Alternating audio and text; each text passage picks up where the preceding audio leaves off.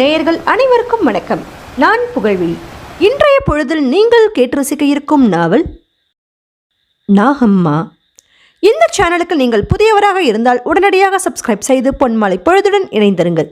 இந்த சேனலில் பதிவிடப்படும் நாவல்கள் அனைத்தையும் உடனுக்குடன் கேட்டு மகிழுங்கள். வாங்க கதைக்குள்ள பயணிக்கலாம்.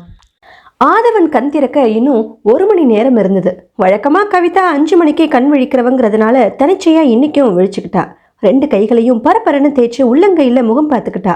ரோஜாவின் மென்மையை பிரதிபலித்த தேகம், எலுமிச்சை பழத்தை போன்ற பளிச்சென்ற நிறம், கை தேர்ந்த ஓவியன் ஒருத்தன் வரைஞ்சு ஒவ்வொன்றையும் முகத்தில் ஒட்ட வச்சது போல கலையா கவிதை பாடலாம் போல இருந்தா. களைஞ்ச கூந்தல கோதி கொண்டையிட்டபடியே அடுக்கலைக்குள்ள எட்டி பார்த்தா. எழுந்துட்டியா கவி? இன்னைக்கு வெள்ளிக்கிழமை, மறக்காம என்ன தைச்சு ஸ்நானம் பண்ணிட்டு என்று அம்மா ராஜம் பேசி முடிக்கிறதுக்குள்ள இடை புகுந்தா கவிதா. ஸ்நானம் பண்ணிட்டு அப்படியே பூஜைக்குரிய பூக்களை பறிச்சுட்டு வரணும். துளசி மாடத்தில் அகல் விளக்கு ஏற்றிட்டு பூ தூவணும். அவ்வளோதானம்மா. துளசி மாடத்தை வளம் மறக்காம. நான் எதையும் மறக்க மாட்டேம்மா. துளசியை பறிக்கிறப்போ அதுக்குரிய மந்திரத்தை 3 வாட்டி சொல்லிடுறேன், போதுமா? பூவையும் துளசியையும் நீ பறிச்சுட்டு வரதுக்குள்ள டிகாஷன் போட்டு ஸ்ட்ராங்காக காஃபி போட்டு வச்சிடுறேன். காஃபியாவது குடிச்சிட்டு சூர்யா வீட்டுக்கு போ. நின்று நிதானமாக டிஃபன் சாப்பிட்டுட்டு போமான்னு சொன்னால் கேட்க மாட்டேங்கிறியே. இவ்வளோ சீக்கிரத்துலேயே இந்த வெளிநாட்டுக்கார குட்டி இறங்கிட போகிறாளா? அவள் இங்கே வரப்போகிறாங்கிற செய்தியை கேட்டதுலேருந்து சூர்யாவோட போக்கே சரியில்லை. ஒரு மார்க்கமாக தான் அலையிறான் போ. ராஜம் புலம்புனதை கேட்ட மாத்திரத்தில் கவிதாவோட முகம் அனிச்ச மலரா சட்டன வாடி கூம்பி போச்சு. பதில் ஏதும் பேசாமல் மௌனமாக குளியல் அறைக்குள்ளே புகுந்துக்கிட்டா. 30 நிமிஷங்கள் கரைஞ்சி போச்சு. மயில் கழுத்து வண்ண மைசூர் சில்க் புடவை கட்டி நீண்ட ஈர கூந்தல நுனியில முடிச்சிட்டு துளி முல்லை சரத்தை நடுவில் சொருகினபடி வெளிப்பட்டா கவிதா. அவசரமா பின்புற தோட்டத்துக்குள்ள புகுந்து நந்தியாவட்ட பூக்களையும் அரளி பூக்களையும் செம்பருத்தி பூக்களையும் பறிச்சு அர்ச்சனை கூடைக்குள்ள போட்டுக்கிட்டா. சிவசாமி ராஜம் தம்பதியினருக்கு 10 வருஷங்களா மகப்பேறு வாய்க்கல. தவம் இருந்து பெத்த ஒரே மக கவிதா மேல சிவசாமி உயிரையே வச்சிருந்தாரு. சிவசாமிக்கு பஞ்சு மார்க்கெட்ல வியாபாரம், வசதிக்கு குறைவில்லை. கவிதாவை பொண்ணுக்கு பொண்ணா மகனுக்கு மகனா தட்டி கொடுத்து தைரியம் மூட்டி வளர்த்து விட்டுருந்தாரு. அவளோட விருப்பப்படியே டிகிரி முடிச்சதும் பெண்கள் மட்டுமே வேலை பார்க்குற பத்திரிகை அலுவலகத்தில் ஃப்ரீலான்ஸ் பத்திரிகையாளராக சேர்ந்துக்க பச்சை கொடி காட்டினார்.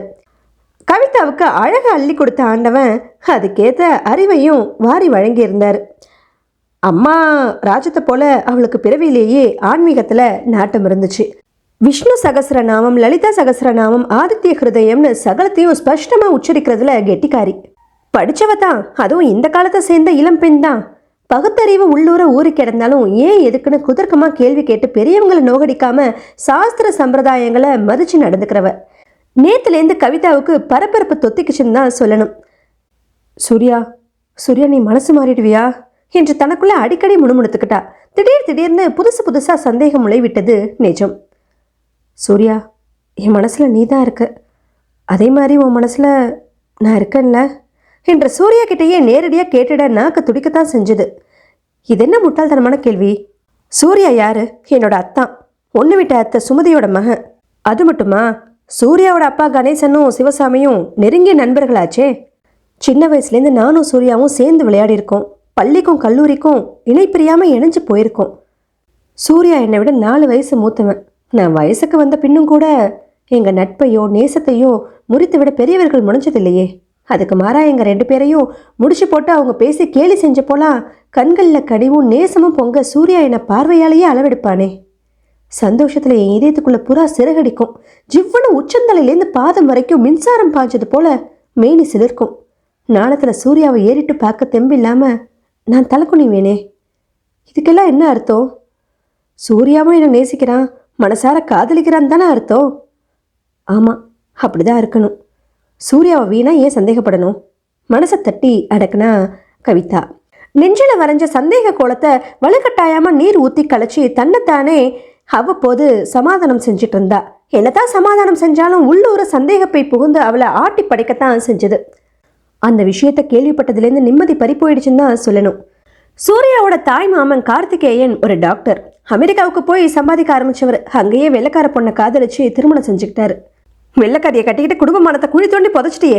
இனி உன்னோட சகவாசமே எங்களுக்கு வேணாம். உன்னை நாங்கள் தலை முழுகிட்டோம். தப்பி தவறி கூட இந்த பக்கம் தலை வச்சு படுத்துறாத என்று ஃபோனில் கத்திட்டு உறவை துண்டிச்சுக்கிட்டாங்க சூர்யாவோட குடும்பத்தினர். 4 வருஷங்களுக்கு முன்னால் வரைக்கும் ஃபோன்லையோ கடிதத்திலையோ பேச்சுவார்த்தை எதுவும் கிடையாது தான். கணேசனுக்கு விபத்தில் அடிபட்டு இடுப்புக்கு கீழே செயலிழந்து போனப்போ சுமதி தன்னோட அண்ணனுக்கு ஃபோன் செஞ்சு கதறிட்டா. தான் ஆடாவிட்டாலும் தன் தசை ஆடுங்கிறதுக்கு ஏற்ப பழைய மனக்கசப்பை மறந்து அமெரிக்காவிலிருந்து பண உதவி செய்ய தொடங்கினாரு கார்த்திகேயன். கணேசனோட வைத்திய செலவு, சூர்யாவோட கல்லூரி படிப்பு செலவு ஆகியவற்றை ஏற்றுக்கொண்டதோட மேற்படிப்புக்கும் கார்த்திகேயனே ஆவணம் செஞ்சாரு.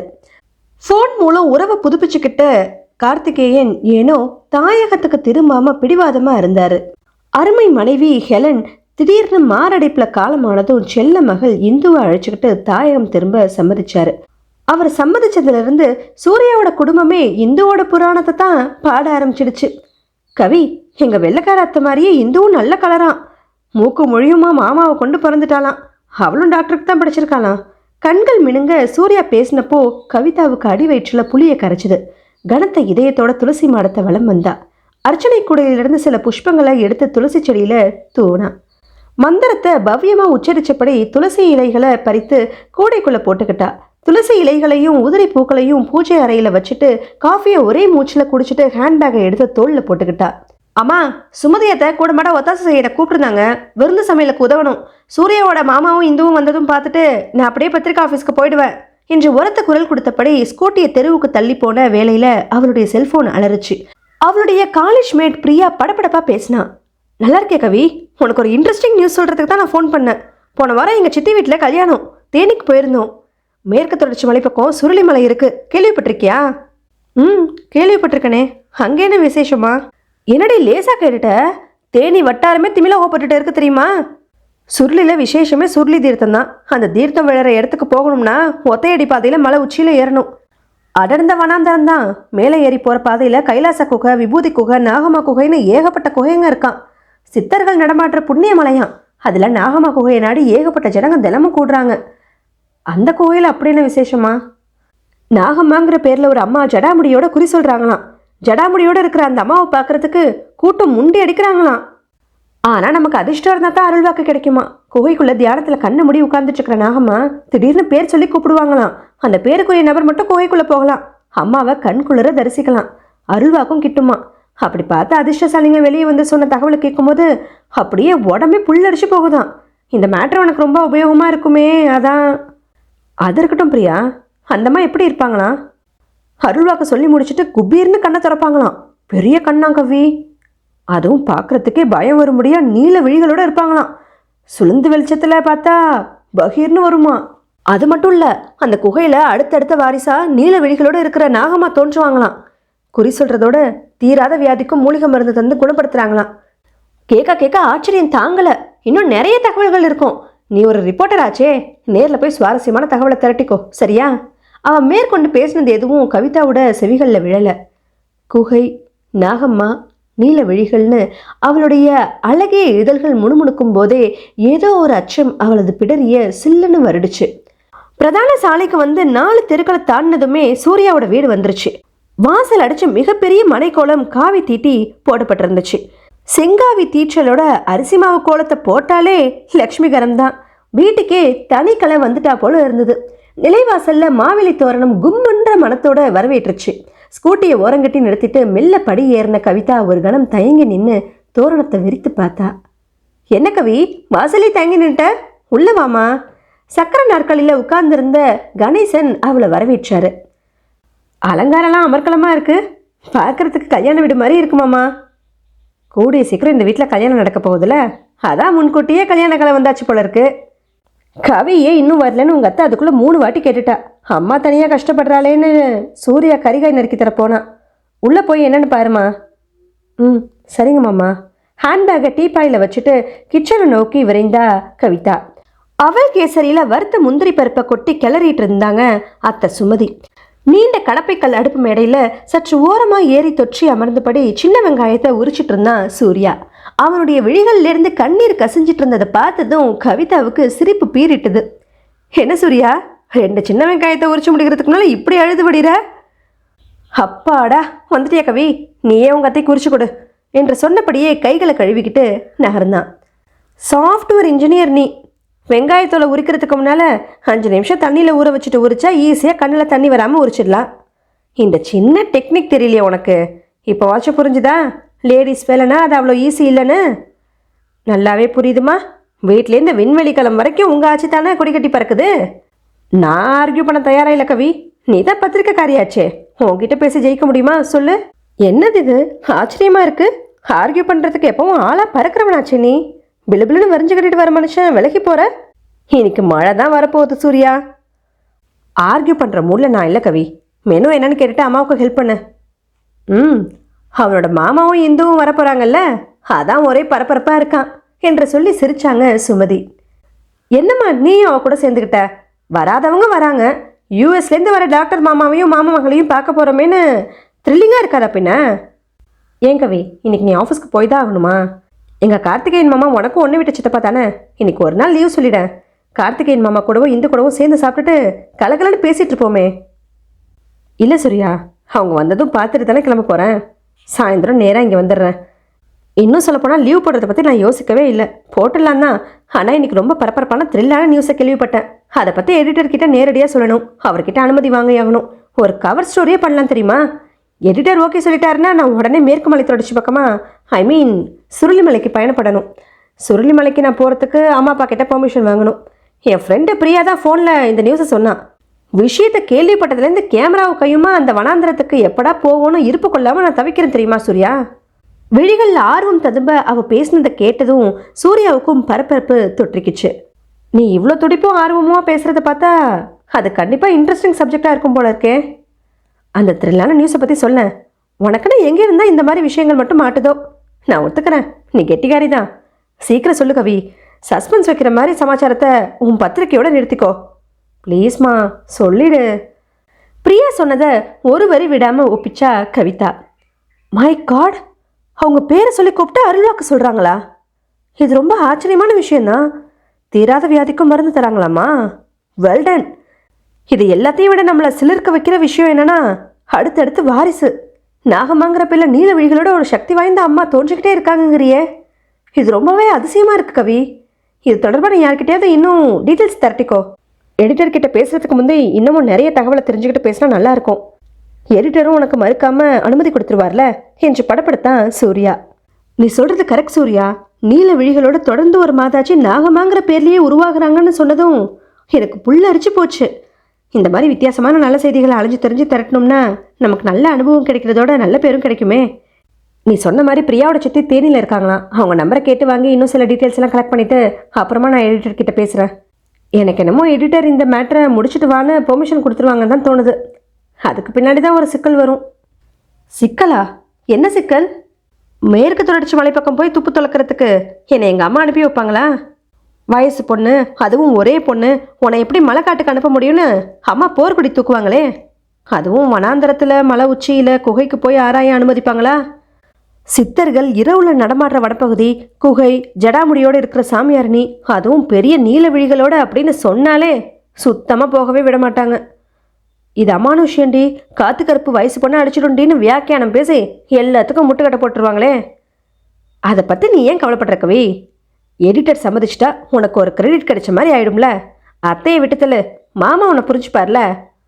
உன்னோட டேலண்ட்டை வெளிப்படுத்த நல்ல சந்தர்ப்பம் கிடைச்சிருக்குன்னு சிவசாமி மாமாவே அத்தைக்கிட்ட எடுத்து சொல்லி அவங்க வாயை அடைக்கிறதுக்கு நான் ஏற்பாடு பண்ணுறேன். அப்புறம் என்ன, எதை பற்றியும் கவலைப்படாமல் இந்த மேட்டரில் கவனம் செலுத்தி பிச்சு உதறு, சரியா? தேங்க்யூ சூர்யா. 2 பேரும் பேசி முடிச்சாச்சா? கொஞ்சம் விருந்து சமையலை கவனிப்போமா? கவி, எங்கள் அண்ணாவுக்கு, அதாவது உங்கள் சித்தப்பாவுக்கு வெங்காய சாம்பாரும் ரவா இட்லியும் ரொம்பவே பிடிக்கும். மிளகா தனியாவை வறுத்து மசாலாவை கரைச்சிட்டு கவி, அப்போ தான் சாம்பார் ருசியாக இருக்கும். நெய் பொங்கல், தேங்காய் சட்னி, தக்காளி தொக்குலாம் பண்ணிடலாம். இந்து வெளிநாட்டில் வளர்ந்தவ, நம்ம ஊர் பலகாரமாக செஞ்சு போட்டு அவளை அசத்திடணும். இடியாப்பம் அவளை வெந்நீர் ஊற்றி பிசைஞ்சு வச்சுருக்கேன். அப்புறமா நீ அச்சில் பிழிஞ்சிடு. தேங்காயை துருவி தேங்காய் பால் எடுத்துரு. காலிஃப்ளவர் ஃப்ரிட்ஜில் இருக்குது, நீ அதை வச்சு காரசாரமாக குருமா வைப்பியே, வச்சுட்டியா கவி? சுமதி உரிமையாக அதட்டினாங்க. வச்சிடலாம் அத்தை. மெனு அவ்வளோதானா, இன்னும் இருக்கா? ஸ்வீட்டுக்கு அவல் கேசரி செஞ்சுட்டேன், இப்போதைக்கு இது போதும். ஒன்று சொல்ல மறந்துட்ட கவி, நீ கொஞ்சம் நேரத்துக்கு முன்னே சொல்லிட்டு இருந்த பாரு, ஜடாமுடி சாமியாரணி குகைகள்லேருந்து குறி சொல்கிற நாகம்மாவுக்கு நீல கலரில் விழிகள் இருக்குன்னு சொன்னியே. நீல விழிகள்னு சொன்னது கேட்டதும் எனக்கு டக்குன்னு எங்கள் அண்ணா பொண்ணு இந்துவோட ஞாபகம் தான் வந்துச்சு. இந்துவோட ஞாபகம் வந்ததுக்கு என்ன காரணத்தை? அவளை நீங்கள் இன்னமும் நேரில் கூட பார்க்கல இல்லையா? நாகம்மாவை பற்றி பேசினா நீங்கள் எதுக்கு அவளை நினச்சிங்க என்று முறுவலித்தபடி கேட்டா கவிதா. காரணம் இருக்கு கவி. எங்கள் அண்ணா ஏர்போர்ட்டுக்கு கிளம்புறதுக்கு முன்னே ஃபோனில் ஒரு விஷயத்த சொன்னான். இந்துவுக்கு கண்ணு ரொம்ப பெருசான், அவளுக்கு நீல விழிகளாம். நீல விழிகளா? முணுமுணுத்தவளோட வலது கண்ணும் புருவமும் படப்படன்னு துடிச்சுது. பெண்களுக்கு வலது கண் துடிக்கக்கூடாதுன்னு பெரியவங்க சொல்லுவாங்களே, ஏதாவது கெட்டது நடக்க போகுதா? இந்துவுக்கு பெரிய நீல விழிகளாமே, என்ன ஒரு கோயின்சிடென்ட். நீண்ட தூரத்தில் வனாந்திர குகையில் இருக்கிற நாகம்மாவோட நீல விழிகளை சந்திக்கணும்னு உறுதி பூண்ட தருணத்தில் இங்கேயே இன்னும் கொஞ்சம் நேரத்தில் நீல விழிகளை நேருக்கு நேர் காண போகிறோமா? நடக்கக்கூடாதது ஏதோ நடக்க போகுது என்று இன்னும் புரியாத சங்கடம் ஏற்பட்டுச்சு. நீல விழிகளை பற்றி பேச்செடுக்கும்போது இந்த வலது கண்ணும் புருவமும் துடிக்குதே. துணிவை திரட்டிக்கிட்டு இந்த விஷயத்தை ஆராய முற்பட்டா கண்டிப்பாக ஆபத்து நேரும்னு தோணுது வேற. அடி வயிற்றில் ஒரு பயப்பந்து வேகமாக உருண்டுச்சு. நெற்றியில் பூத்த வேர்வைய கர்ச்சிப்பால ஒற்றனப்படி வெளிப்பட்ட கவிதா. வாசல்ல கார் வந்து நிற்கிற சப்தம் கேட்டுச்சு. சூர்யா, சுமதி, ராஜா, ராகவ் ஆகியோர் ஓடி போய் கார்த்திகேயனையும் இந்துவையும் முகமன் கூறி வரவேற்றாங்க. கவிதா கொஞ்சம் தயங்கி சக்கர நாற்காலியில் உட்கார்ந்திருந்த கணேசன் பக்கத்திலேயே நின்றுகிட்டா. அனைவரும் குசலம் விசாரிச்சுட்டு முன்னணி சோஃபால அமர்ந்ததும் கார்த்திகேயன் முகத்துல கேள்விக்குறியோட கவிதாவை ஏற இறங்க பார்த்தாரு. என்னன்னா அப்படி பார்க்குற? நம்ம சிவசாமி அண்ணாவோட மக கவிதா, பணிவான பொண்ணு, படித்து முடிச்சுட்டு ஒரு பத்திரிக்கை ஆஃபீஸில் ஏதோ ரிப்போர்ட்டராக வேலை பார்க்குது. ரொம்ப பாசமாக வருவா.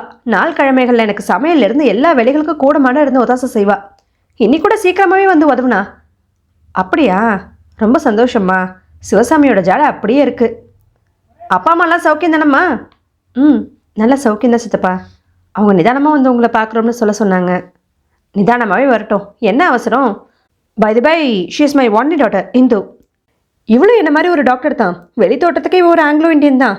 ஆனால் இவளோட அம்மா ஹெலன் நம்ம இந்து மத கோட்பாடுகள், பாரம்பரியம், கலாச்சாரம், சாஸ்திர சம்பிரதாயங்களை ரொம்பவே மதிக்கிறவ. நான் ஒரு இந்தியன். டாக்டருங்கிற முறையில் என்கிட்ட மதிப்பு மரியாதையுமா தான் ஆரம்பத்தில் பழகினான். யூனோ ஒன் திங், அவள் ஒரு நர்ஸ். நாளடைவில் அந்த நட்பு காதலாக மாறிடுச்சு. கல்யாணம் செஞ்சுக்கிட்டோம். ஹெலனோட ஆசை என்னன்னா, நம்ம மக இந்து சாஸ்திர சம்பிரதாயங்களை மதித்து நடக்கிற உண்மையான இந்து பொண்ணாக வளரணும்னு ஆசைப்பட்டா. நானும் அப்படியே வளர்த்துட்டேன். தேவாரம், திருவாசகம், திருக்குறள், ராமாயணம், மகாபாரதம், பகவத்கீதைன்னு அத்தனையும் அவளுக்கு கற்றுக் கொடுத்துருக்கேன். இங்கே நம்ம நாட்டில் இருக்கிற சித்த வைத்தியத்தை பற்றியும் உயிர் காக்கிற மூலிகை செடிகளை பற்றியும் கூட நான் சொல்லியிருக்கேன். மூலிகைகளோட மகிமையை கேள்விப்பட்டதுலேருந்து அதை பற்றி இங்கே வந்து ஆராய்ச்சி பண்ணணும்னு துடிச்சிட்டு இருக்கான். தன்னோட பொண்ணு ஒரு முழுமையான ஹிந்துங்கிற மன திருப்தியோட தான் ஹெலன் கண்ணை மூடினான். உறவுகளோட கூட பாசபந்தமாக பிணைஞ்சு வாழணும்னு ஹெலனுக்கு ஆசை தான். ஆனால் அதுக்கு அவள் கொடுத்து வைக்கல. ஹிந்துவுக்காச்சும் அந்த கொடுப்பனை வாய்க்கணும். அம்மாடி கவிதா, உறவு முறையில் இவன் உனக்கு சகோதரி தானே. அடிக்கடி வந்து அவகிட்ட க்ளோஸாக பழகு. உங்கள் வீட்டுக்கும் அழைச்சிட்டு போ. இந்து கல்லங்கப்பட அறியாதவ, பாசத்துக்கு ஏங்குறவ. ரொம்ப சீக்கிரமாகவே எல்லாருக்கூட ஒட்டிப்பா. பழகி பாருமா, நீயே புரிஞ்சுப்ப. கார்த்திகேயன் உரிமையாக அவகிட்ட பேசி முடிச்சப்போ அவரது நான் தழுதழுத்து போனதை கண்டதும் கவிதா உள்ளூர நெகிழ்ந்து தான் போனான். கண்டிப்பாக சித்தப்பா, இந்த என்னோட சகோதரி மட்டும் இல்லை, நல்ல ஃப்ரெண்டும் கூட என்று சொல்லிட்டு மெல்ல இந்துவை ஏறிட்டா. ஓங்கி உயரமாக மெழுகுச்சிலை போல நிகழ்நிகழ்னு கண்களை வசீகரித்தா இந்து. தாய் ஹெலனை போல இந்துவுக்கு பால் நிறம், தந்தை கார்த்திகேயனை போல கருகருன்னு நிறத்தில் கூந்தல், கூர் மூக்கு, கண்ணாடியா பளபளத்த கன்னங்கள், இயற்கையிலேயே செவேல்ங்கிற சிவந்த இதழ்கள், சங்கு கழுத்து, கொடி இடைன்னு ஒட்டுமொத்த அழக குத்தகைக்கு எடுத்திருந்தா. சிரித்த முகத்தோட அது வரைக்கும் பார்வையை தழைச்சிட்டு இருந்தவ கவிதா வாத்சல்யத்தோட பேசினதும் சட்டன விழிகள் விரிய பார்த்தா. அகன்ற நீல நிற விழிகள், பூஞ்சிறகா படப்படுத்த கரிய இமைகள். கவிதாவுக்கு உடம்பு உதறி போட்டுச்சு. அத்தை சுமதி மூலமா ஏற்கனவே விஷயத்தை கேள்விப்பட்டிருந்தும் நேரடியாக பார்க்கும்போது திடீர்னு யாரோ கத்தியால நெஞ்சில குபீர்னு குத்துனது போல திக்குன்னு இருந்தது. குப்புன்னு வியர்த்து போச்சு. மீண்டும் வலது கண்ணும் புருவமும் படப்படன்னு துடிக்க தொடங்குச்சு. திகிலோட வச்ச கண்ணு வாங்காம இந்துவையே பார்த்தபடி இருந்தா கவிதா. இந்து ஒரு ஆங்கிலோ இண்டியன், இவளோட அம்மா ஒரு வெள்ளைக்காரி. இந்துவுக்கு அவளோட அம்மாவை போல நீல நிறத்தில் விழிகள் அமைஞ்சிடுச்சு. பொதுவாக வெள்ளைக்காரங்களுக்கு நீல விழிகள் தானே வாய்க்கும். இந்துவோட விழிகள் நீல நிறத்தில் இருக்கிறது இயல்பு தானே. ஒரு இயல்பான விஷயத்தை கண்டு நான் ஏன் திடிக்கிடணும், பயந்து நடுங்கணும்? அடிப்படையில் நான் ஒரு துணிச்சலான பொண்ணு தானே. இந்த சாதாரண விஷயத்துக்கு போய் ஏன் குழம்பை வியர்த்து வழியிறேன்? இது சாதாரண விஷயம் இல்லை. நாகம்மாவோட நீல விழிகளை பற்றி மும்முரமாக பேசும்போது இவ்வளோ அதே நீல விழிகளோட வந்து இறங்கியிருக்கா. அதுக்கும் இதுக்கும் ஏதோ சம்மந்தம் இருக்குன்னு உள்ளுணர்வு சொல்லுதே. பல விஷயங்களை என்னோட உள்ளுணர்வோட கணிப்பு துல்லியமாக நடந்துருமே. மேலோட்டமாக பார்த்தா ஏதோ மொட்டை தலைக்கும் முழங்காலுக்கும் முடிச்சு போடுறதா தான் இருக்கும். ஆனால் ஏதோ ஒரு சம்பந்தம், அறிவுக்கு அப்பாற்பட்ட விஷயம் இருக்கத்தான் வேணும். ஆமாம், நிச்சயம் அப்படிதான். கவிதாவோட மனசுக்குள்ள பட்டிமன்ற போராட்டமே நடந்துட்டு இருந்தது. வணக்கம் கவிதா, உங்களை பார்த்ததுல எனக்கு ரொம்ப மகிழ்ச்சி. தமிழில் தேன் போன்ற இனிய குரலில் மிழற்றினபடி இந்து கரங்களை குவிச்சா. நினைவு சங்கிலி சட்டுன்னு அருந்து விழ வலியை வரவழைச்சிக்கிட்ட புன்னகையோட இந்துவை பார்த்தா. பாவம், சமீபத்தில் தாயை இழந்த பொண்ணு, பாசத்துக்கு எங்கிறவ. இவன் என்னோட தங்க. உள்ளூர தோன்றின பயத்தையும் திகிலையும் வலுக்கட்டாயமாக ஒதுக்கிட்டு நெஞ்சில் சுரந்த பாச உணர்வு முகத்தில் அப்பட்டமாக பிரதிபலிக்க விருட்டுன்னு நடந்து போய் இந்துவோட தளிர்கரங்களை ஸ்நேகமாக பற்றி கொண்டா கவிதா. வணக்கம் இந்து, உன்னை சந்திச்சதில் எனக்கும் ரொம்ப மகிழ்ச்சி தான். இந்த மண்ணில் பிறந்தவங்க நம்ம நாட்டு பண்பாட்டையும் கலாச்சாரத்தையும் பாரம்பரியத்தையும் மறந்துட்டு மேல் நாட்டு கலாச்சாரத்தை பின்பற்ற ஆரம்பிச்சிட்டாங்க. அதெல்லாம் பார்க்குறப்போ வேதனையில் இதயத்தில் ரத்த வடிகிறாப்புல இருக்கும். ஆனால் நீ அமெரிக்காவிலேயே பிறந்து வளர்ந்த பொண்ணு, இந்த மண்ணையும் பாரம்பரியத்தையும் கலாச்சாரத்தையும் ரொம்ப நேசிக்கிறப்பாரு. அப்படியே வயிற்றுல சில்லுன்னு அபிஷேக பாலை வாத்தினா போல இருக்குந்தோ. நீ தமிழில் பேசுகிறத கேட்கும்போது குழலையும் யாழையும் வீணையும் மீட்டினா போல அவ்வளோ இனிமையாக இருக்குமா. மூலிகையை பற்றி ஆராய்ச்சி பண்ண ஆசைப்படுறியா? ரொம்ப நல்ல விஷயம். உன்னோட ஆராய்ச்சி வெற்றி அடைய அட்வான்ஸ் வாழ்த்துக்கள். என்ன ஹெல்ப் வேணாலும் தயங்காமல் கேளு. இந்த மண்ணு தந்த பொக்கிஷம் மூலிகை செடிங்க. என்னால் முடிஞ்ச மட்டும் இதை பற்றின தகவல்களை திரட்டிட்டு வரேன், சரியா? ரொம்ப ரொம்ப நன்றி. நாமக்குள்ள நன்றிலாம் சொல்லக்கூடாது என்ற சொன்னபடி உரிமையா இந்துவோட பூங்கண்ணத்தில் செல்லமாக தட்டினா. அப்படியா? சாரி. நமக்குள்ள சாரிங்கிற வார்த்தையை உபயோகிக்கவே கூடாது. நெருங்கின உறவுக்குள்ள உரிமை மட்டும்தான் இருக்கணும், சரியா? சரி. பார்த்த மாத்திரத்தில் இந்துவோட கோந்து போட்டு ஒட்டின தினசில் நெருங்கிட்டாதான். ஆனாலும் கவிதாவுக்கு அவளது நீல விழிகளை நேருக்கு நேர் ஏறிட்டு பார்க்கும்போது உள்ளூர ஏதோ நெருடிக்கிட்டே இருந்தது நிஜம். அதுக்கப்புறம் பேச்சு சுவாரஸ்யத்தில் நேரம் பறந்ததே தெரியலை. காலை டிஃபனை எல்லாருக்கும் அவள் பரிமாறும்போது கவிக்கு நல்ல கைப்பக்குவம், இதில் பாதிக்கு மேலே அவள் செஞ்சது தான் என்ற சுமதி பாராட்டு பத்திரம் வாசித்தது தான் தாமதம். வாவ், எல்லாமே சூப்பராக இருக்கு கவி, உன்கிட்ட கற்றுக்க வேண்டியது நிறைய இருக்கு போல இருக்கே. உன்னை இனிமேல் நான் விட போகிறதில்ல பாரு என்று சொல்லி இந்து சிரிச்சா. விடாத அவளை, கெட்டியாக பிடிச்சிக்கோ என்று கலாய்ச்சான் சூர்யா. முக்கியமான வேலை இருக்க, ஆஃபீஸ் கிளம்பணும்னு சொன்னிய கவி. உன் ஃப்ரெண்டோட சித்திக்கிட்ட பேசின டீட்டெயில்ஸை மறக்காமல் கலெக்ட் பண்ணிவிட்டு அப்புறமா எடிட்டர்கிட்ட பேசு. ஆஃபீஸ்க்கு போனதும் மறக்காமல் எனக்கு ஃபோன் பண்ணு. கண்டிப்பாக பண்ணுறேன் சூர்யா என்றபடி டீபாயில் இருந்த ஹேண்ட்பேக்கை எடுத்துக்கிட்டு கிளம்புனா. சித்தப்பா, நான் வரட்டுமா? இந்து, சாயந்தரம் பார்க்கலாம். see you, bye. ஸ்கூட்டியை ஆஃபீஸ்க்கு போகிற வழியிலேயே ஓரங்கட்டி நிறுத்தி பிரியா கிட்டே இருந்த ஃபோன் நம்பரை வாங்கி அவளோட சித்தியோட தொடர்பு கொண்டா. அவளுடைய சித்தி சொன்ன தகவல்களை கேட்க கேட்க திகிலும் பயமும் கிளியும் பீதியும் போட்டா போட்டி போட்டுக்கிட்டு கவிதாவை ஆக்கிரமிச்சுது. பதற்றத்தில் கைவிரல்கள் பனிக்கட்டியா சில்லிட்டு போச்சு. இந்த மேட்டரில் அவசியம் இறங்கதான் வேணுமா? இதை இப்படியே விட்டுட்டா என்ன? எதுக்கு வீணா வம்ப விலை கொடுத்து வாங்கணும்? மறுகணமே மனசை தட்டி அடக்குனா.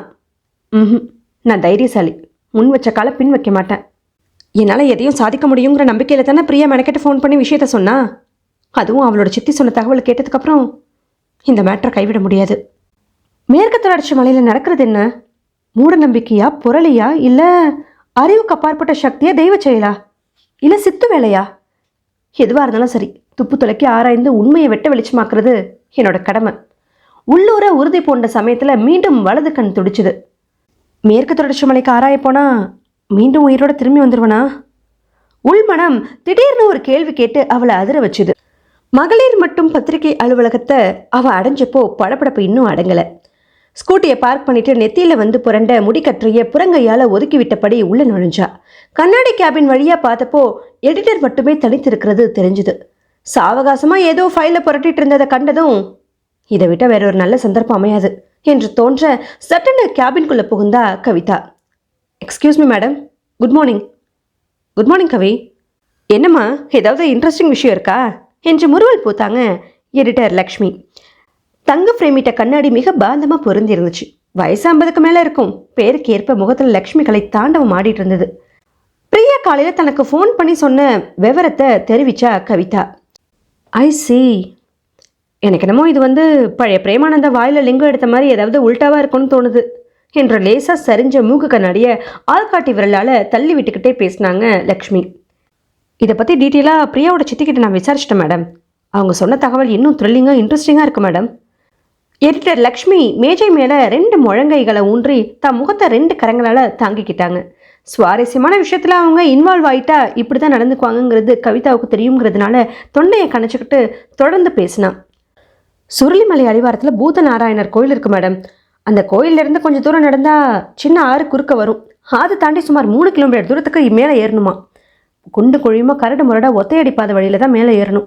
மலைப்பாதையில் கைலாச குகை, விபூதி குகை, நாகமா குகைன்னு நிறையா இருக்கான். வலது பக்கம் அதில் பாதாளம் தானா. இடது பக்கத்து பாதையிலேருந்து மேலே போக போக 3-4 பாதை பிரியுமா. எந்த பக்கமும் திரும்பாமல் நேர் பாதையில் போனால் சுருளியாண்டவர் சன்னதி வருமா. அதுவும் குகை கோயில் மாதிரி தானா. குகைனா பாறையால் அமைஞ்ச குகை கிடையாது, மரவேர்களால் பின்னி பிணைஞ்சு உருவான குகையாம். குகைக்கு மேலே தீர்த்தம் கசிதான். இது தீராத வியாதிகளை தீர்க்கிற தீர்த்தமா. இந்த தீர்த்தத்தை குடிச்சா உடம்புக்கு வஜ்ர பலம் வந்துடுமா. இந்த தீர்த்தம் பட்டு பட்டு தான் வேர்கள் எல்லாம் வஜ்ரம் பாய்ஞ்ச போல இறுகி பாறை போல ஆயிடுச்சான். பார்க்க பாறை மாதிரி குகை இருந்தாலும் எங்கே தட்டினாலும் டொக்கு டொக்குன்னு மரத்தை தட்டினா வர சவுண்டு தான் கேட்குதான். மரம் பாறையாக இறுகி போச்சா? Very interesting. சுருளிமலையோட பிரதான தெய்வமே இங்கே தான் இருக்காரு போல. இந்த சன்னதிக்கு இடது பக்கமாக தான் நாகமா குகை இருக்கான். ஒவ்வொரு பௌர்ணமி அன்னைக்கும் நாகமா அந்த குகையை விட்டு வெளியே வருவாங்களாம். நாகமா குகையிலேருந்து சுமார் 1/2 கிலோமீட்டர் தூரத்தில் மலை உச்சியில் பெரிய ஆலமரத்துக்கடியில் சுயம்பு நாக பைரவி கோயில் இருக்கான். ஒவ்வொரு பௌர்ணமிக்கும் சுயம்பு நாக பைரவிக்கு நாகமா பூஜை செய்வாங்களாம். கோவில் பூசாரியும் பரதேசி ஆண்டி குளத்தில் தெரிகிற சாமியார்களும் தாராளமாக பூஜையில் கலந்துக்கலாமா. மற்றபடி வெளியிலேருந்து வர பக்தர்களுக்கு அதை பார்க்க அனுமதி கிடையாதான். பூஜையை முடிச்சுட்டு நாகபைரவியை 3 வாட்டி வலம் வந்துட்டு பிரம்மாண்டமான அந்த ஆல விருட்சத்துக்கு இடது பக்கத்தில் இருக்கிற பைரவி குகை வாசலுக்கு நாகமா வருவாங்களாம். அந்த பைரவி குகை வாசல் ரொம்ப சின்னதாக இருக்குமா. தரை மட்டத்துலேருந்து 1 அடி அளவுக்கு தான் இருக்குமா. நாகமா அந்த குகை வாசலில் சாஷ்டாங்கமாக விழுந்து கும்பிட்டுட்டு அப்படியே ஒரு பாம்பு மாதிரி நெளிஞ்சு வளைஞ்சு அந்த குகைக்குள்ளே போயிடுவாங்களாம். அவங்க குகைக்குள்ளே போனதுமே குகை வாசல் சட்டுன்னு மூடிக்குமா. சாதாரண குகைனாலே காத்தோட்டமும் வெளிச்சமும் சுத்தமாக இருக்காது. இந்த பைரவி குகை வேற ரொம்ப சின்னதாக படுத்துக்கிட்டு ஊர்த்து போகும்படியாக இருக்கே. உள்ளே போகிற நாகமாவோட கதி. பௌர்ணமி தினத்தில் அந்த சின்ன குகைக்குள்ளே புகுந்து என்ன செய்வாங்களாம்? ஆர்வம் தாங்க முடியாமல் இடை புகுந்து கேட்டாங்க லக்ஷ்மி. பைரவி குகையிலேருந்து நேராக சதுரகிரி மலைக்கு அவங்க போயிடுவாங்களாம். நாகபைரவிக்கு பூஜை முடித்த கையோட இந்த குகை வழியாக போய் சதுரகிரி மகாலிங்கத்தை தரிசனம் செய்வாங்களாம். பௌர்ணமி தினத்தில் ஜடாமுடியோடு இருக்கிற சில சித்தர்களும் நாகபைரவியை தரிசிக்க வந்துடுவாங்களாம். நாகபைரவி கோயிலை சுற்றி அந்த மலையில் நிறைய மூலிகைங்க இருக்கான். விலை மதிப்பில்லாத மூலிகை செடிங்களை அபகரிக்க வந்தாலோ இல்லை நீலவிழி கண்களோட குறி சொல்கிற நாகம்மாவையும் நாகம்மா குகையையும் பௌர்ணமி நாளில் நடக்க நாகபைரவி பூஜையையும் பைரவி குகையும் ஏதோ ஒரு உள்நோக்கத்தோட ஆர்வ கோளாறுல ஆராய முற்பட்டவங்க எசக புசக மாட்டியிருக்காங்களாம். மாட்டிக்கிட்டாங்களா? யார்கிட்ட? பிரியாவோட சித்தி தனக்கு அரசல் புரசலாக தெரிஞ்ச சங்கதிகளை ஒன்று விடாமல் சொல்லிட்டாங்க. யார்கிட்ட மாட்டினாங்க, யார் தண்டனை தராங்க அப்படிங்கிறதெல்லாம் புரியாத புதிராக இருக்கான். ஆனால் ஆராய போனவங்களுக்கு சரியான தண்டனை கிடச்சிருக்கான். கை கால்கள் முடங்கி ஊனமாக கிடக்குறாங்களாம். சுயம்பு நாக பைரவி கோயிலுக்கு முன்னால் அவங்க துளசி மாலையை கையில் வச்சுக்கிட்டு சதா ஜபிச்சுக்கிட்டே இருக்காங்களாம். பரதேசிங்க ஆண்டிகளுக்கு மத்தியில் அவங்களும் உட்காந்து செஞ்ச தப்புக்கு பிராய்ச்சித்தமாக கண்ணீர் வடித்து பிரார்த்தனை செய்கிறாங்களாம். மை காட், தண்டனை ரொம்ப கொடூரமாக இருக்கே. சரி கவி, விஷயத்துக்கு வருவோம். மேட்ரை விரிவாக சொல்லிட்டேன். உண்மையிலேயே ரொம்ப த்ரில்லிங்காக இன்ட்ரெஸ்டிங்காக தான் இருக்குது. மேற்கொண்டு என்ன ஐடியா வச்சுருக்க கவி? அது மேட்டர் பட சூடான மேட்ரு மேடம். நான் உடனே மேற்கு தொடர்ச்சி மலைக்கு புறப்படணும். எல்லா தகவலும் உண்மையாக இல்லையான்னு அலசி ஆராய்ஞ்சிடணும். ஆராய போனாலே ஆபத்து வந்துடும்னு சொல்கிறாங்களே, அப்படி ரிஸ்க் எடுத்து இதில் இறங்கி உன் கட்டுரையை பிரசுரம் பண்ணணுமா கவி? ஆபத்து உண்மையிலேயே வருதா இல்லை இந்த மாதிரி யாராவது ஆராய வந்துட்டா என்ன பண்ணுறதுன்னு அவங்களே கட்டிவிட்ட பொருளையான்னு நமக்கு தெரியாதுல்ல மேடம். லைஃப்பில் நம்ம ரிஸ்க் எடுக்க பயந்தோம்னா எதையுமே சாதிக்க முடியாதே. இந்த அசைன்மெண்ட் பண்ணியே தேரணும்னு உள்ளூர ஒரு உறுதி பிறந்துடுச்சு மேடம். சரி, உங்கள் வீட்டில் சம்மதிச்சா நீ தாராளமாக போயிட்டு வா. இதை உன் சொந்த விருப்பத்தில் தான் செய்கிற. அப்படி செய்யும் போது ஆபத்து எதுவும் ஏற்பட்டா அதை நீ சமாளித்து ஜெயிச்சு காட்டணும். வேணும்னா உன் துணைக்கு ஸ்டாஃப் ரிப்போர்ட்டரை கூட அனுப்பி வைக்கட்டுமா? வேண்டாம் மேடம், இந்த அசைன்மெண்ட்டை துணிஞ்சு தனியாக நானே பண்ண முடியும்னு நம்பிக்கை இருக்குது. என்னை பற்றி வீணாக நீங்கள் கவலைப்படாதீங்க. அனுமதி மட்டும் கொடுங்க, அது போதும். இவ்வளோ தைரியமாக பேசுகிற? ஓகே, நீ எடுக்கிற ரிஸ்கோட டெப்த்தை வச்சு சொல்கிற. ஆர்டிக்கல் அதுக்குண்டான வேல்யூவோட கவர் ஸ்டோரியாகவே போட்டுடலாம் கவி. என்ன அப்படி பார்க்குற? இந்த ஆர்வம் துளி கூட குறையாமல் இதே தைரியத்தோடு இறங்கி செயல்படுமா. எந்த நல்ல விஷயத்தையும் எந்த ஒரு பத்திரிக்கையும் சும்மா விடாது. நான் பார்த்துக்கிறேன். Wish you all the best Kavi. Thank you so much madam. ஆனந்தத்தில் அவளுடைய விசாலமான விழிகளில் குபுக்குன்னு வெப்ப நீர் ஊற்று எடுத்தது. உன்னோட பேரண்ட்ஸ் எப்படி கன்வின்ஸ் பண்ணுவேன்? அவங்க இதுக்கு சம்மதிப்பாங்கன்னு எனக்கு தோணலை. சொன்னபடி இதமாக புன்னகிச்சாங்க எடிட்டர் லக்ஷ்மி. எனக்கு உங்கள் அனுமதி தான் முக்கியம் மேடம். பேசுகிற விதத்தில் பேசி எப்படியாவது சம்மதத்தை நான் வாங்கிடுவேன் மேடம். வாய்ப்பை நான் நழுவ விட மாட்டேன். அப்புறம் நாளைக்கே கிளம்பலாமா மேடம் என்று எழுந்து நின்னா. ஷுவர், டேக் கேர் கவி. உன்னோட முயற்சி வெற்றி அடையணும்னு நான் ப்ரே பண்ணிக்கிறேன் என்றபடி கை குலுக்குனாங்க. Thank you madam. அவள் விருட்டுன்னு திரும்பி நடந்தப்போ தழையை கட்டியிருந்த புடவையில் செருப்பு மாட்டி குபீர்னு தடுக்கி விட்டுச்சு. தடுமாறி விழ பார்த்தவ நொடி பொழுதில் சமாளிச்சிடுன்னு திரும்பி பார்த்தா. நல்ல வேலை எடிட்டர் மேடம் கவனிக்கல, ஏதோ ஃபைலை புரட்டுற மும்முரத்தில் இருக்காங்க என்று தனக்குள்ளேயே முணுமுணுத்தபடி கேபினை விட்டு வெளியே போனான். இது அபசகனமாக இருக்குமோ என்ற கேள்வி கொக்கியாக வளைஞ்சி அவளுடைய இதயத்தை பிராண்டுச்சு. மொட்டை மாடி கைப்பிடி சுவர் மேலே தென்னங்கீச்சோலை செல்லமாக புரண்டுட்டு இருந்தது. தென்னங்கீச்சோலையே லீஸாக தடவுனபடி நின்றுட்டு இருந்தா கவிதா. என்ன கவி, டென்ஷனாக இருக்க? முகத்தை கலகலன்னு வச்சுக்கோ, இல்லைன்னா அத்தைக்கு ஏதாச்சும் சந்தேகம் வந்துட போகுது. இது வரைக்கும் நான் எதுக்குமே பொய் சொன்னதில்லை. பெரியவங்க கிட்ட பொய் சொல்லி ஏமாற்றிட்டு போகிறோமே. போகிற காரியம் வெற்றி அடையணுமேனு கவலையாக இருக்கு சூர்யா. எதிரில் நின்றுட்டு இருந்த இந்து சூர்யாவையும் கவிதாவையும் மாறி மாறி பார்த்துட்டு இருந்தா. அதுக்கும் இதுக்கும் என்ன சம்மந்தம் கவி? போகிற காரியம் சக்ஸஸ் தான், நம்பிக்கையோடு இரு. இதோ பாரு, எடிட்டர் அனுமதி கொடுத்ததுமே எனக்கு ஃபோன் பண்ண இல்லையா? அப்போ நீ சொன்னது ஞாபகம் இருக்கா இல்லையா? எடிட்டர் மேடம் அனுமதி கொடுத்து ஆல் தி பெஸ்ட் சொல்லிட்டாங்க. அவங்களுக்கே சந்தேகம் வந்துருச்சு. உங்கள் பேரண்ட்ஸ் எப்படி கன்வின்ஸ் பண்ணுவேன்னு கேட்குறாங்க சூர்யான்னு சொன்னியா இல்லையா? ஆமாம் சொன்னேன்னா.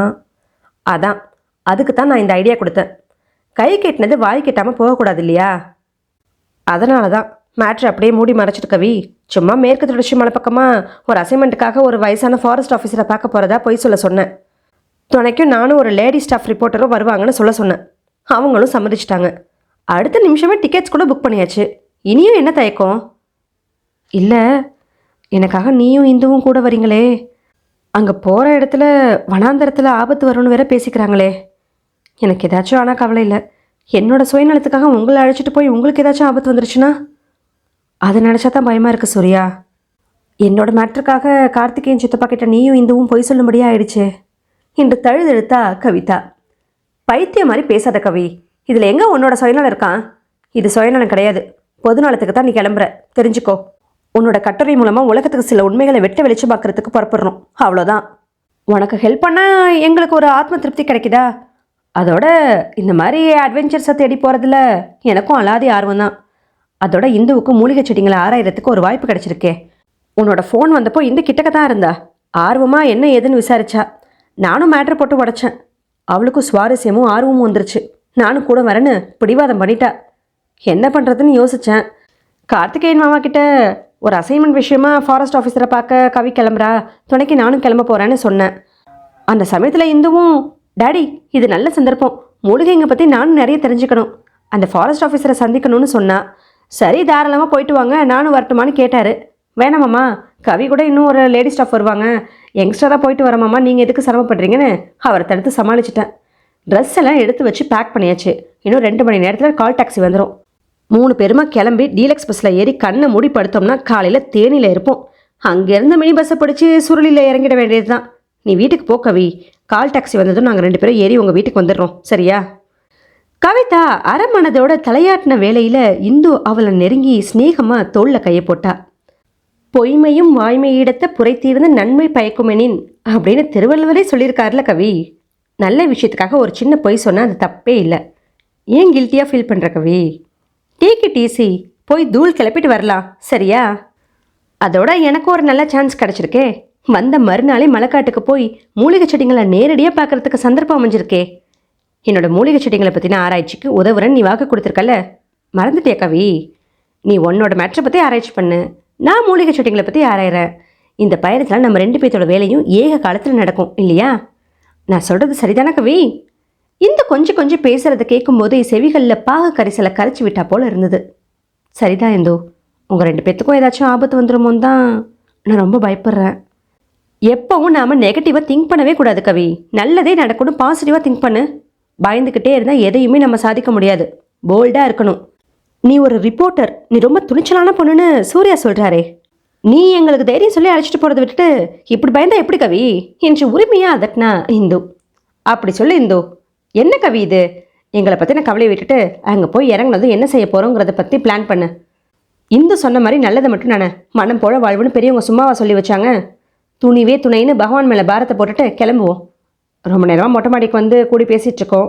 என் தம்பிங்களுக்கு டவுட் வந்து மேலே ஏறி வந்து விஷயத்தை கேட்டால் மொத்த காரியமும் கெட்டு போயிடும். அவங்களுக்கு சந்தேகம் பொறி தட்டுறதுக்குள்ளே நாம் இறங்கிடணும். நீ சிரிச்ச முகத்தோட வீட்டுக்கு போய் ரெடி ஆயிரு, நாங்கள் வந்துடுறோம். பயம் தெளிகிறதுக்கு ஏதாவது ஸ்லோகம் இருந்தால் அதை சொல்லிட்டே இரேன். நீ தான் ஒவ்வொன்றுத்துக்கும் மந்திரம் சொல்லுவியே. சரி, எல்லாம் அவன் செயல். நான் கிளம்புறேன். என்ன சூர்யா, சந்தடி சாக்கில் என்னை கிண்டல் பண்ணுறியா? என்னை எப்படி வேணாலும் கிண்டல் பண்ணிக்கோ, ஐ டோன்ட் கேர். பட் மந்திரத்தை மட்டமாக நினைக்காத.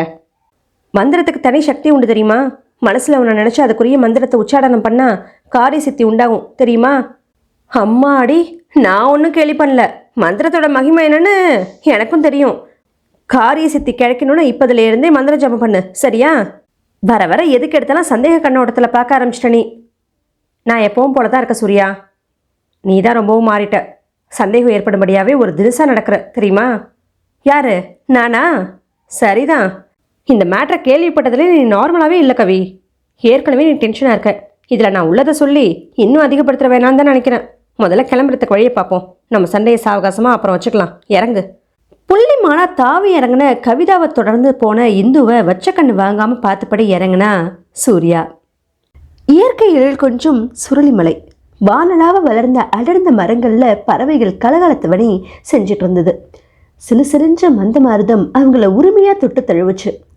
மினி பஸ் சுருளிமலையில் ஒரு சின்ன மைதானம் போல உள்ள இடத்துல ஆஸ்வாசப்பட்டு நின்றுக்கிட்டு அவங்கள உதிர்த்துச்சு. டிராவல் பேக்கை தோளில் மாட்டினபடி 3 பேரும் மெல்ல நடந்தாங்க. இந்து இந்த உலகத்தையே மறந்து இயற்கை அழகில் லைத்திருந்தா. பாலத்துக்கு அடியில் சலசலத்து ஓடின ஆற்றில் நாரைகளும் கொக்குகளும் சிறகுகளை சலசலத்தபடி மும்முரமாக மீன்களை தேடி துழாவுச்சு. குக்கூன்னு எங்கிருந்தோ கோயில்கள் இன்னிசை கீதம் பாடுச்சு. பாக்கு மரத்துல இருந்து 7-8 பஞ்சவர்ண கிளிகள் சொல்லி வச்சா போல குபேர்னு பறந்தோடுச்சு. கவி, நீயும் இந்துவும் மெல்ல நேராக நடந்து போயிட்டு இருங்க. அதோ அந்த டீ கடையில் சாப்பிட்றதுக்கு ஏதாச்சும் வாங்கிட்டு வரேன். சூர்யா சுட்டி காட்டின டீ கடையில் 4-5 பேர் டீ குடிச்சிட்டு இருந்தாங்க. குளிருக்கு இதமாக தலையில் மஃப்ளர் மாட்டிக்கிட்டபடி 2 பேர் பெஞ்சில் உட்காந்து பேப்பர் படிச்சுட்டு இருந்தாங்க. டீ கடையில் மிகப்பெரிய இட்லி பானையை அடுப்பில் ஏற்றிருந்தாங்க. கணவனும் மனைவியுமா கடை நடத்துகிறாங்க போல. கணவன் டீயை ஆற்ற மனைவி வேற ஒரு சின்ன ஸ்டவ்வில் வடை சுட்டுட்டு இருந்தா. நாங்களும் கூடவே வரோம் சூர்யா, எப்போவுமே சேர்ந்து போகிறது தான் நல்லது என்றா கவிதா. 3 பேரும் டீ கடையை நெருங்கினாங்க. எங்களுக்கு ப்ரஷ் பண்ணாமல் காஃபி டீ சாப்பிட்டு பழக்கம் இல்லை. நீ டீ குடிக்கிறியா இந்து? வேணாத்தான், எனக்கும் அந்த பழக்கம் இல்லை. இந்துவை ஆச்சரியமாக ஒரு பார்வை பார்த்துட்டு, 4 இட்லியாக வச்சு 3 பார்சல் கட்டுங்க, உளுந்த வடை 3, சட்னி வச்சு கட்டி கொடுங்க என்றான் சூர்யா. அருவிக்கு போகணுன்னா ரொம்ப தூரம் நடக்கணுமா ஐயா? டீ குடிச்சிட்டு இருந்த பெரியவர்கிட்ட மெல்ல பேச்சு கொடுத்தா கவிதா. இப்படி நேராக ஏத்தமாக போகிற ரோட்டில் 10 நிமிஷம் நடந்தால் சுருளி அருவிக்கு போயிடலாம். குளிச்சுட்டு வந்து பூதநாராயணரை தரிசிக்கணும். அந்த கோயில் எங்கே இருக்குது? அருவியில் குளிச்சுட்டு வந்த வழியாக திரும்பணும். 5 நிமிஷம் நடையில் இடது பக்கமாக திரும்பி பார்த்தாக்கா சரிவில் ஒரு பாதை பிரியும். இறங்கி நடந்தால் கோயில் கிட்டக்கத்தான் என்றபடி 3 பேரையும் ஆர்வமாக ஊன்றி பார்த்தாரு பெரியவர். நீங்கள் வெளியூர்லேருந்து வரீங்களா? ஜாலியாக அருவியில் குளிச்சுட்டு கோயிலுக்கு போயிட்டு போகலான்னு வந்தீங்களாக்கும். நாங்கள் சென்னையிலேருந்து வரோம். நாங்கள் வந்தது வேறு விஷயத்துக்காக. இதோ இவங்க செடி கொடிகளை ஆராய்ச்சி பண்ண வந்திருக்காங்க. ஓ, படிக்கிற பசங்கன்னு சொல்லுங்க. ஐயா, ஒரு சந்தேகம். சுருளி அருவியில் விழுற தண்ணியை தான் சுருளி தீர்த்தம்னு சொல்கிறாங்களா? சாச்சா, அது வேற இது வேற தாயி.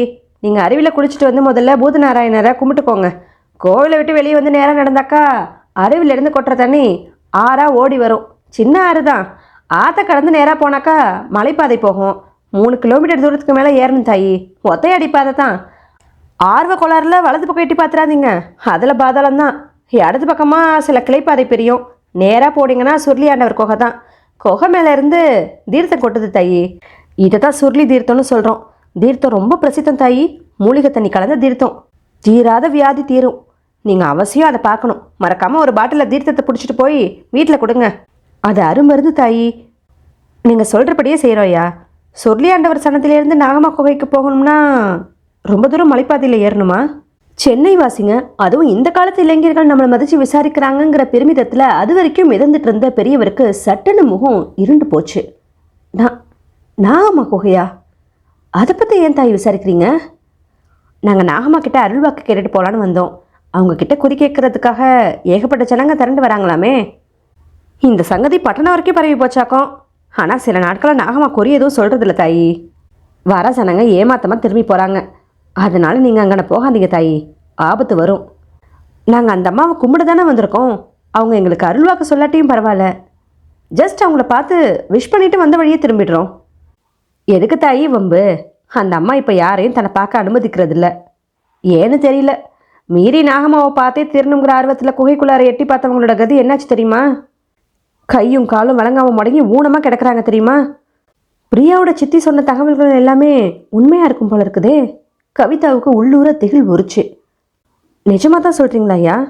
நீங்கள் அவங்கள நேரில் பார்த்துருக்கீங்களா? அப்படி ஊனமானவங்களை நாங்கள் பார்க்க முடியுமா? திடீர்னு குறுக்கிட்டு கேள்வி கணைகளை தொடுத்தான் சூர்யா. நாங்கள் இந்த மண்ணில் பிறந்தவங்க தம்பி, மண்ணை தெய்வமாக கும்பிட்றவங்க. எங்களுக்கு பொய் சொல்ல தெரியாது. நான் சொல்கிறது அத்தனையும் நெசம் தம்பி. அவங்கள நான் மட்டுமா, ஊரே பார்த்து அரண்டு போய் கிடக்குது. இப்போ கூட நீங்கள் சோயம்பநாக பைரவி கோயிலுக்கு போனீங்கன்னா அவங்கள பார்க்கலாம். அவங்க அங்கன தானே முடங்கி கிடக்குறாங்க. சரி, அந்த கோயிலுக்கு எப்படி போகணும்? எதுக்கு தம்பி வம்பு? 2 வயசு பொண்ணுங்க வேற கூட வந்திருக்குதுங்க. வீணா ஆபத்தில் மாட்டிக்காதீங்க தம்பி. அந்த கோயிலுக்கு போகக்கூடாதாயா? அதுக்கும் தடை உத்தரவு போட்டாங்களா என்ன? அப்படி இல்லை, வெள்ளி செவ்வாயெலாம் நல்ல கூட்டம் வரும். வெளியூர்லேருந்துலாம் நிறைய பக்தர்கள் வருவாங்க. மற்ற நாளில் கோவில் மூடி கிடக்கும். பெரிய ஆழ விருட்சத்துக்கு அடியில் சின்னதாக ஒரு கற்கோவில், அவ்வளோதான். இன்னைக்கு வியாழக்கிழமை, நாளைக்கு தான் பௌர்ணமி. 2 நாள் இங்கேயே தங்கணும். நம்ம தங்குறதுக்கு இடம் வேணுமே சூர்யா. சூர்யாவுக்கு மட்டும் கேட்கும்படி குரலை தழிச்சுக்கிட்டு கவலை துணித்த குரலில் பேசினா கவிதா. பொறுமையாக நிறைய தகவல் சொன்னீங்க ஐயா, ரொம்ப நன்றி. எங்களோட செடி கொடி ஆராய்ச்சிக்காக நாங்கள் 2 நாள் தங்க வேண்டியிருக்கு. தங்குறதுக்கு ஏதாச்சும் இடம் கிடைக்குமா? இல்லை நாங்கள் கம்பத்துக்கு போய் தான் ரூம் போடணுமா? பூதநாராயணர் கோயிலுக்கு பக்கமாக ஒரு மடம் இருக்குது. சுருளி ஆண்டவர் கோயில் பூசாரி வந்து தங்குவார். சில சமயம் அவர் கீழே வராமல் மலை உச்சியில் குகை கோயில் வாசலில் கூட துண்டை விரிச்சு படுத்துப்பார். இந்த ஒரு இடம் தான் இருக்குது. வேணும்னா பூசாரிக்கிட்ட விஷயத்த சொல்லி கேட்டு பாருங்க. எனக்கு என்னமோ நீங்கள் பேசாமல் கம்பத்தில் ரூம் போட்டு தங்கிட்டு வர்றது தான் நல்லதுன்னு படுது தம்பி. வயசு பொண்ணுங்க வேற இருக்காங்கல்ல, அவங்க மடத்தில் தங்கினா அவ்வளோ பாதுகாப்பாக இருக்காது தம்பி.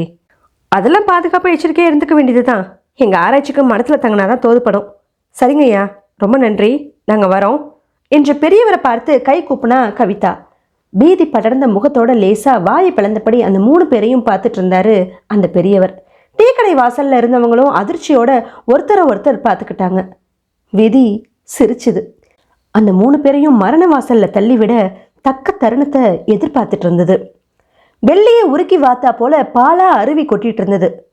கவி, பச்சை பசேல்னு மரங்கள், அழகான அருவி. சுருளிமலை மனசை கொக்கி போட்டு இருக்குதுல. திளைக்க அருவியில் நனைஞ்சுக்கிட்டே கேட்டா இந்து. ஆமாம் இந்து, இது அழகான மலை மட்டும் இல்லை, சித்தர்கள் வாழ்கிற புண்ணிய வனப்பகுதியாச்சே. இந்த மண்ணில் இறங்கி ஆராய்ச்சி பண்ணுறதுக்கு நாம் கொடுத்து வச்சிருக்கணும். ஆசை தீர குளிச்சாச்சு. வா இந்து, அதோ அங்கே பெண்கள் உடை மாத்திரத்துக்கு ஒரு ரூம் இருக்குது பாரு, அங்கே ட்ரெஸ் சேஞ்ச் பண்ணிட்டு வந்துடலாம். நனைஞ்ச உடையை மாற்றிட்டு விரித்த கூந்தலோட பேக்கை மாட்டிக்கிட்டு வந்தவங்கள இடைமறித்தான் சூர்யா. இந்த படிக்கட்டில் அப்படியே ஓரமாக உட்காருங்க. அருவியில் குளிச்சதில் பசி வயிற்ற கிள்ளுது, இட்லி சாப்பிட்டுட்டு போகலாம். இளம் பெண்களுக்கும் நல்ல பசி, மறுக்காமல் சாப்பிட தொடங்கினாங்க. சாப்பிட்டு முடிச்சதும் வேகமாக நடந்தாங்க. 3 பேருக்குமே ஆர்வமும் படப்படப்பும் அதிகரிச்சுக்கிட்டே போச்சு. பூதநாராயணர் ஆலயம். பூதநாராயணர் நின்ன கோலத்தில் காட்சியளித்தார். பெருமாள் சாந்த மூர்த்தி. ஆனால் பூதநாராயணர் உக்கிரம் கலந்த கண்களோடையும் முகத்தில் முறுக்கின மீசையோடையும் காட்சி தந்ததுக்கும் ஒரு காரணம் சொன்னார் கோவில் குருக்கள். 30 கோடி தேவர்களும் சேர்ந்து சவக்குடி பேசின இடம் தான் இந்த சுருளிமலை. தேவர்கள் அசுரர்களோட தொந்தரவுல இருந்து தப்பிக்க இங்கே கூடி யாகம் நடத்தினாங்க. அந்த யாகம் எந்தவித தடங்களும் இல்லாமல் நடக்கணும்னு இந்த ஸ்தலத்தில் மகாவிஷ்ணு உக்ரமூர்த்தியாக பூதநாராயணராக தோன்றி காவல் காத்தாராம். அதனால தான் மூலவருக்கு உக்கிரமான தோற்றம் ஏற்பட்டுச்சு. அதனால இந்த தலத்தில் வித்தியாசமாக விபூதி பிரசாதம் வழங்கப்படுது. சுடர் விளக்கு வெளிச்சத்தில் காட்சி தந்த பூதநாராயணரை மனமுருக வேண்டிக்கிட்டா கவிதா. ஐயனே, அசுரர்கள்கிட்டேருந்து வேள்வியை காத்த மாதிரி எங்கள் காரியத்திலையும் துணையாக இருக்கணும். நினச்ச காரியம் ஈடேறணும். உன் பரிபூரண அருள் எங்களுக்கு வேணும் ஐயனே. மனமுருக கண்களில் கண்ணீர் மல்க வேண்டிக்கிட்டா. விபூதியை பயபக்தியோட நெத்தியில் இட்டுக்கிட்டா. 3 பேரும் ஆற்ற கடந்து மலைப்பாதையில் ஏறினாங்க. 5 நிமிஷம் நடந்திருப்பாங்க. கூட்டமாக குரங்குகள் இவங்களை நோக்கி மரக்கிளைகள்லேருந்து குதிச்சுது. கவி, நம்மக்கிட்ட தின்பண்டம் எதையோ எதிர்பார்த்து குரங்கு குதிக்க ஆரம்பிக்குது. பேகை பிடுங்கினாலும் பிடுங்கிடும். இப்படி வா, இதோ இந்த கொம்பை ஒடிச்சு விரட்டுற. எங்களுக்கும் ஆளுக்கு ஒரு சின்ன கொம்பை கொடுத்துரு சூர்யா. 3 பேரும் கொம்புகளை பாதையில தட்டி குரங்குகளை விரட்டினபடியே நடந்தாங்க. 1 கிலோமீட்டரை கடந்ததும் சொல்லி வச்சா போல குரங்குகள் மாயமாச்சு. ஒற்றையடி பாதையில நடக்கிறதே படு சிரமமா இருந்தது. குண்டும் குழியுமாவும் பெரிய மேடு பள்ளமாவும் பாதை தொடர்ந்துச்சு. வலது பக்கம் தற்செயலா பார்த்தாலே தலை கிருகிருத்துச்சு. பயங்கர அதல பாதாளம். திடீர்னு சுழல் காற்று சுழண்டடிச்சப்போ 3 பேருக்கும் தூக்கி வாரி போட்டுச்சு. காத்து தெற்கு நோக்கி அவங்கள தள்ள பார்த்துச்சு. தெற்குல அதல பாதாளம். காற்று புழுதிய வாரி வீசினதுல 3 பேருமே கண்ணை கசக்கனப்படி பீதியில உறைஞ்சாங்க. சூர்யா சமயோசிதமா பெண்கள் 2 பேரையும் கெட்டியா பிடிச்சு இழுத்து இடது புறமா இருந்த ஆலமரத்துக்கிட்ட நிறுத்தினான். பயமா இருந்தா ஆளை விழுது கெட்டியா பிடிச்சுக்கோங்க. கொஞ்சம் அசந்தோம்னா காத்து ஆளையை தூக்கிட்டு போய் பாதாளத்தில் தள்ளிடும் போல இருக்கே. 10 நிமிடங்கள்ல வாயு பகவானும் சாந்தம் அடைஞ்சிட மேற்கொண்டு பயணத்தை தொடர்ந்தாங்க. பாதையோரத்தில் இருந்த சின்ன கொடிகளுடைய இலைகளை பறிச்சுக்கிட்டு சுவாரஸ்யமா அதை பத்தி ஏதேதோ பேசிக்கிட்டு வந்தாங்க இந்துவும் சூர்யாவும். கவிதா பின்னால திரும்பி 2 பேரையும் பார்த்துட்டு கொஞ்சம் நடைய துரிதமாக்குனா. நீல விழிகளுடைய கண்கள், அதுவும் நாகமா பேர்ல அதே கண்களோட தொடர்ந்து ஒரு சக்தி வாய்ந்த பின் தோன்றும் அதிசயம். நாக பைரவி கோவில், பைரவி குகை, இதை பத்தி சதா எண்ணி அவளுடைய மனசு அலப்பாஞ்சுது. இந்த அதிசயம் ஏன் நடக்குது? எப்படி நடக்குது? எதுக்காக? கேள்வி பந்துகளை தட்டினபடியே நடந்தவ தற்செயலா பக்கவாட்டில் வலது பக்கமா திரும்பினா. அந்த பெரும் பள்ளத்தாக்கில் இருந்து காவி உடையில ஜடாமுடியோட இருந்த ஒரு வயதான சாமியார் தலை குனிந்தபடி நடந்து வந்தாரு. கையில சின்ன கமண்டலம். காற்றில் மிதந்து நடக்கிறது போல பெரும் பள்ளத்தாக்க அந்தரத்துல குறுக்க நடந்து வந்து இந்த மலைப்பாதையில பாதம் பதிச்சு நடக்க ஆரம்பிச்சாரு. கவிதாவுக்கு 4 அடி தூரத்துல அந்த சாமியார் முன்னாடி நடந்தாரு. மை காட், இது கனவா நனவா? கண்ணு முன்னால ஒரு மாபெரும் அதிசயம் நிகழ்ந்துருச்சு. பள்ளத்தாக்க எட்டி பார்த்தாலே தலை சுத்துதே. இந்த துறவி அதுல அந்தரத்துல மிதந்து நடந்து வந்தாரு. இவர் சாதாரண துறவி இல்ல, சித்தர் தான். ஆஹா, எனக்கு சித்த தரிசனம் கிடைச்சிடுச்சே என்ற ஆச்சரியத்துல அவளுடைய கை கால்கள் உறைஞ்சா போல இருந்தது. பின்னால திரும்பி பார்த்தா இந்துவும் சூர்யாவும் ஏதோ ஒரு மரக்கிளையை பிடிச்சு இலைகளை கூர்ந்து கவனித்தபடி இருந்தாங்க. சத்தமிட்டு அவங்களை அழைச்சி இந்த அதிசயத்தை காட்டுறதுக்கு அவளுடைய நான் எழும்பல. திரும்பவும் அந்த துறவியை பார்த்தா. நல்ல சந்தர்ப்பம், கை நழுவ விடவே கூடாது. சுவாமி, சுவாமி, எனக்கு உங்க ஆசீர்வாதம் வேணும், கொஞ்சம் நில்லுங்க சுவாமி. அவ குரல் கொடுத்ததும் அந்த துறவி சட்டன்னு நின்னாரு. அவருடைய முகம் தெரியல. முதுகு காட்டி நின்னவரை நெருங்கினா. அவருடைய பாதம் பட்ட மண்ணை தொட்டு வணங்கினா. அவளுடைய மேனி புல்லரிச்சுது. வந்த அன்னைக்கே உங்க தரிசனம் கிடைச்சதுக்கு நான் கொடுத்து வச்சிருக்கணும். என் மனசுல இருக்கிற கேள்விகளுக்கு விடை தெரியணும் சுவாமிஜி. நீல விழிகள் கொண்ட கண்களோட தொடர்ந்து ஒரு சக்தி வாய்ந்த பெண்மணி தோன்றும் அதிசயத்தை ஆராயணுமா? நீல விழிகளை பார்க்கணுமா? சூட்சமத்தை தெரிஞ்சுக்கணுமா? நாகம்மா உன்கிட்டயே இருக்கா. கையில வெண்ணெயை வச்சுக்கிட்டு நெய் கலேரிய கவிதா என்று சொன்னபடி மந்தகாசமா சிரித்தபடி திரும்பி அவளை பார்த்தாரு. சாந்தமும் கருணையும் ததும்புற முகம்தான். பார்வையை தழைத்திருந்தவர் திடீர்னு அவளுடைய விழிகளை நேருக்கு நேர் பார்க்கவும் கவிதாவுக்கு தூக்கி வாரி போட்டுச்சு. அவருக்கும் நீல விழிகளுடைய கண்கள். கடகடன்னு அவர் நகைத்ததும் கவிதா அதிர்ந்து தடுமாறினா. கவனக்குறைவா சின்ன குழிக்குள்ள காலை பதிச்சு நிலை தடுமாறி சரிஞ்சு விழுந்தா. ஐயோ அம்மானு அதிர்ச்சியோட உச்சக்கட்டத்துல அலறிட்டா. கீழே விழுந்தவ மறுகணம் நிமிர்ந்து ஏறிட்டப்போ சித்தரை காணல.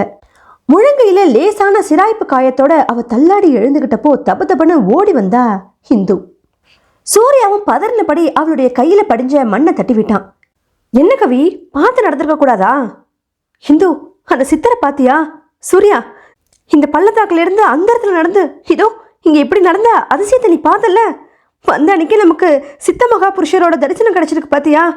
நம்ம ரொம்பவே புண்ணியம் பண்ணியிருக்கணும் இல்லையா சூர்யா? என்ன சொல்ற கவி? எங்க கண்ணுக்கு எதுவுமே தெரியலையே. அலறி அடிச்சுட்டு திடீர்னு விழுந்துட்ட. நீ விழுந்ததை பார்த்துட்டு பதறி அடிச்சுட்டு ஓடி வரோம். அதுக்கு முன்னால யாரும் தென்படலையே. ஆமா, நாங்க எந்த சித்தரையும் பார்க்கலையே. அந்த இடத்துல நடந்து வந்தாரா? கலவரம் படிந்த முகத்தோட இந்து சூர்யாவை ஏறிட்டா. வந்தவர் சித்தரே தான். நம்ம வந்ததோட நோக்கம் என்னன்னு கரெக்டா சொல்றாரே. என் பேரை கூட சொன்னார் தெரியுமா? நாகம்மா உன்கிட்டயே இருக்கா, கையில வெண்ணெயை வச்சுக்கிட்டு நெய் கலரிய கவிதான்னு கேட்டுட்டு கடகடன்னு சிரிச்சு என்னை உத்து பார்த்தாரு. அவருக்கும் பெரிய நீல விழிகளுடைய கண்கள் தான். உடம்புலாம் சிவ்வுன்னு அப்படியே புல்லரிச்சு போச்சு. கை கால் பதறி தடுமாறி விழுந்துட்டேன். உங்க கண்ணுக்கு எதுவுமே தெரியலையா? மை காட், எனக்கு மட்டும் ஸ்பெஷலாக தரிசனம் கிடைச்சிருக்கே. நான் ரொம்பவே கொடுத்து வச்சிருக்கணும்.